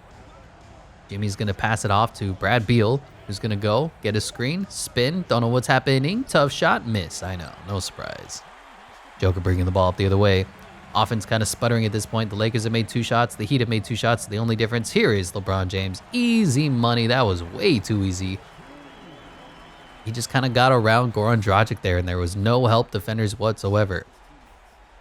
8-4, tough start for the Miami Heat. They are on the road. They are the underdogs. They're going to have to overcome a lot of odds, but they did that beating the 76ers. They've been doing that their entire franchise, and here's Jimmy Butler. Almost had a 3, decided not to take it. Don't know what this play is. Now he's going to go up versus LeBron, gets him up in the air, pump fake, goes up, goes around, draws a foul, and he's going to the free throw line. First free throw is up. And in. 2 for 2 from the free throw line, and it is a 2-point game, 6-8. Devin Booker gonna run the offense here. Double screen getting set for Kawhi Leonard. Doesn't take the shot, and Book just dribbling. D'd up by Bam Adebayo, passes it off to Anthony Davis. Had a shot, didn't take it. Now that's a tough shot, hand in his face. Devin Booker from close range makes it. And he's got 8 of the 10 points in the first quarter for the Lakers. Devin Booker, probably their lowest overall starter, is having himself a game. Brad Beal passes it off Joel Embiid, throws it down, and the Heat answer right back. We got a good back and forth game here. Look at the defense that Joker cannot play. That might be, oh no, okay. That might be one of the liabilities on this Lakers squad, is Joker's inability to play perimeter defense. He might be getting cooked all night if we watch this. Devin Booker takes another shot, finally misses. I think that's his first miss of the game, and we'll see if the Heat can take the lead or tie this game up. Brad Beal once again running the offense. Don't know why they continue to go to Brad Beal. Now it's Jimmy operating out of the post, goes around Kawhi Leonard, and he ties the game up. It is 10-10. And I think at this point we will be hopping into Simcast of Game 7, the final game of NBA Imperialism. Got a back and forth game here in the first quarter, going into the second quarter with a back and forth game here into the third. The Heat have been sustaining a lead on the Lakers. What is happening here? 13-11 point game. We're going to hop in about 5 minutes left and see how the Lakers can respond. Don't know what is happening to their team. Don't know how the Heat continue to pull this off, but they just win and win and win. Here is Goran Dragic handing it off to Bradley Beal. He's going to be running the offense. Now they're doing a little weave with Jimmy Butler. Kyle Kuzma's in the game, and Jimmy just gets a tough shot. Oh, it rolls out. That's a makeable shot for Jimmy Butler. If they want to win this game, he has to make that shot, but it is an 11-point lead. Only 5 minutes left. LeBron operating out of the post. Double team comes. Awful fading jump hook there. He has the size and the strength, and he decides to fade away from the basket. And Dragic brings the ball up the other way. Missed opportunity for the Lakers, and we get an alley-oop to Jimmy Buckets. Up to a 13-point lead. The Joel Embiid to Jimmy Butler connection, just like in real life. It happened for one season. And then Kawhi Leonard hit the craziest shot in the history of basketball. Kyle Kuzma in the game. Remember, he's a 90 overall. Kicks it to Anthony Davis. Devin Booker waiting to check in. Book being picked up by Vooch. So maybe Bam Adebayo fouled out. And we got Joker versus Joel Embiid. Joker misses again. What is happening to this Lakers squad? Jimmy running ISO, just doing it himself. Kicks it out now. Gonna have to reset the play here. Kyle Kuzma picking up Goran Dragic, and he throws it away. Kawhi Leonard on the break, but he's being picked up. I don't know what happened there. Should have been a transition, and instead, great defense from the Heat. Kyle Kuzma gonna try to bully with about a foot, half a foot height advantage on Goran Dragic, and he puts it up and in. 24 minutes and 12 points for Kyle Kuzma. He's having a good game. Lead back down to 11, but there's only 4 minutes left for these Lakers. How are they going to win the Imperialism Championship when they won the real championship? I'm wondering if Bam Adebayo fouled out, because I do not see him on the rotation, not even waiting to check in. Goran Dragic just dribbling the air out of the ball. 4, 3, 2, 1. Beal, long two, missed, in and out. 11-point lead. The door is open for these Lakers, but they have to go quick. They have to score, and they have to get stops. Here's LeBron trying to ISO up. Double team comes again, and a weird jump hook dribbles in and out. Oh, they needed that. That would have cut it to single digits. And Jimmy Butler bringing the ball up the other way, being picked up by Kyle Kuzma.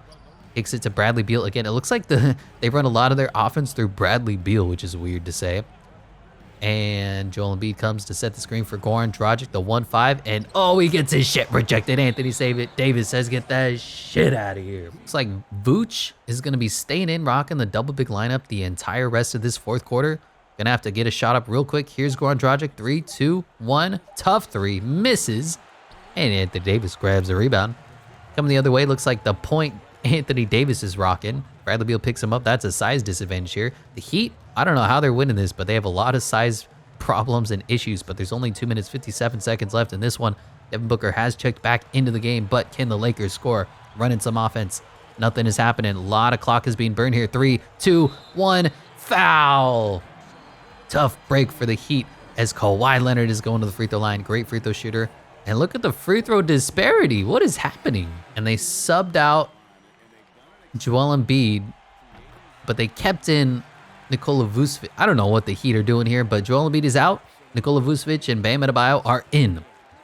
And we'll see if this coaching decision pays off. It is down to a single-digit lead for the Heat. 9-point game, 2.5 minutes left. They need to get a couple more scores to finish and close this one out. Here's the Heat. Step back.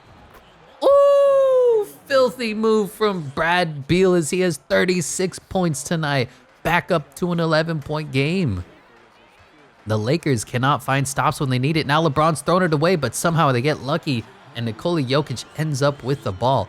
This is why you need Joel Embiid in instead of Nikola Vucevic. Bad decision from Eric Spoelstra here, but it looks like he's decided to rock with this rotation. And Brad Beal trying to go aggressively at Devin Booker, draws the foul. Lakers continue to struggle to find stops. Offense not a problem, but defense is. As Brad is about to go off for 38. And is that Joel Embiid finally checking back in? Yes, it is. Back up to an 11-point game. The 99 overalls are in, and Jimmy Butler and the Heat look to pull off the huge upset and win NBA Imperialism over the overwhelming favorite Lakers. Here's Joker throwing an alley-oop, foul, and one. Put it in for Anthony Davis. Free throw is up and in. Down to an 8-point game. There's still a chance. Under 2 minutes left in this one. 2 timeouts for each team. No foul issues to be seen. And Dragic going to try to run some offense here. Looks like they're going to the post, and Dragic just throws it away to Joel Embiid. Nikola Jokic steps in and says, thank you so much for that. I don't know what Dragic was thinking, and now he's leaving LeBron open. Double team going to come? Not yet. They're going to the post. Nikola Jokic, D'd up by Joel Embiid. In and out. Just barely misses the jump hook. Heat are escaping. There's only 1 minute, 20 seconds left in this one. How are the Heat and the Lakers going to respond? Lakers need a stop and a score quick. Going to Joel Embiid in the post, being picked up by Anthony Davis, one of the best defenders in the history of basketball. Now it's Brad Beal versus Devin Booker. Poor spacing on this play. Time running out. 2, 1. Butler. 3. Missed. The Lakers need a score. 8 points. 1 minute left. How is Kawhi Leonard and the Lakers going to respond? Kicks it to LeBron James, who was open in the corner. Now he takes a close to. Weird shot, but it's now a 6-point game. There's still hope for Laker Nation. 119, 113, 55 seconds left. Brad Beal is going to run the offense for the Heat. Gets a 1-2 screen from Dragic.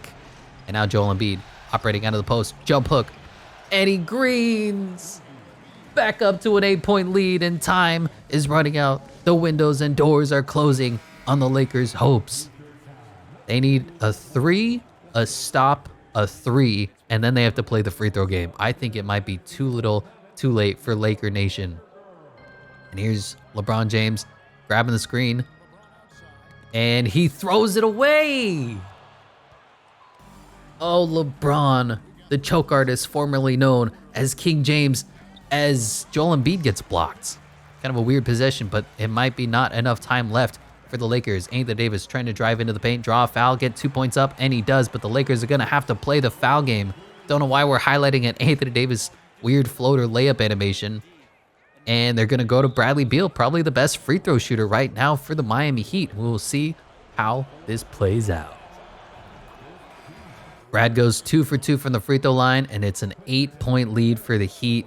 I think it's too little too late. Booker for 3, miss, and that is probably game as the Miami Heat go into Los Angeles and upset the overwhelming favorite, 99 overall LeBron James, 99 overall Anthony Davis, 98 overall Nikola Jokic, 96 overall Damian Lillard, 96 overall Kawhi Leonard, and all that is not good enough to beat playoff Jimmy and the Miami Heat. Eric Spoelstra coached this team up to the top and said, you guys are the best team in the NBA, and they proved him right. I can't believe it. The Heat just continue to do weird things that they probably shouldn't, and there's no explanation to it whatsoever. Why are the Heat winning? I don't know, but I'm enjoying it as the Miami Heat are the victors of NBA imperialism. Here's Adam Silver with the trophy. Congratulations to the whole organization and, of course, this incredible team. This Larry O'Brien trophy, and I believe this suitcase are yours. And the Heat culture go on to win. Eric Spoelstra puts the trophy up, and Jimmy Butler's hand is going to go through it like it doesn't even exist. What a win for Miami. And the NBA Finals MVP goes to the big man, 7'1", Joel Embiid. I cannot believe that this is the way NBA imperialism ended. I was sure that the Lakers were going to win everything, and we'll just go ahead and make this official. Laker Nation becomes Miami burnt red as they are the last team to be eliminated, as the Miami Heat are victors of NBA imperialism of the 2020 bubble. That is going to do it for this one. I'm just so surprised, but I hope you guys enjoyed. Thank you so much for watching, and I will catch you in the next one.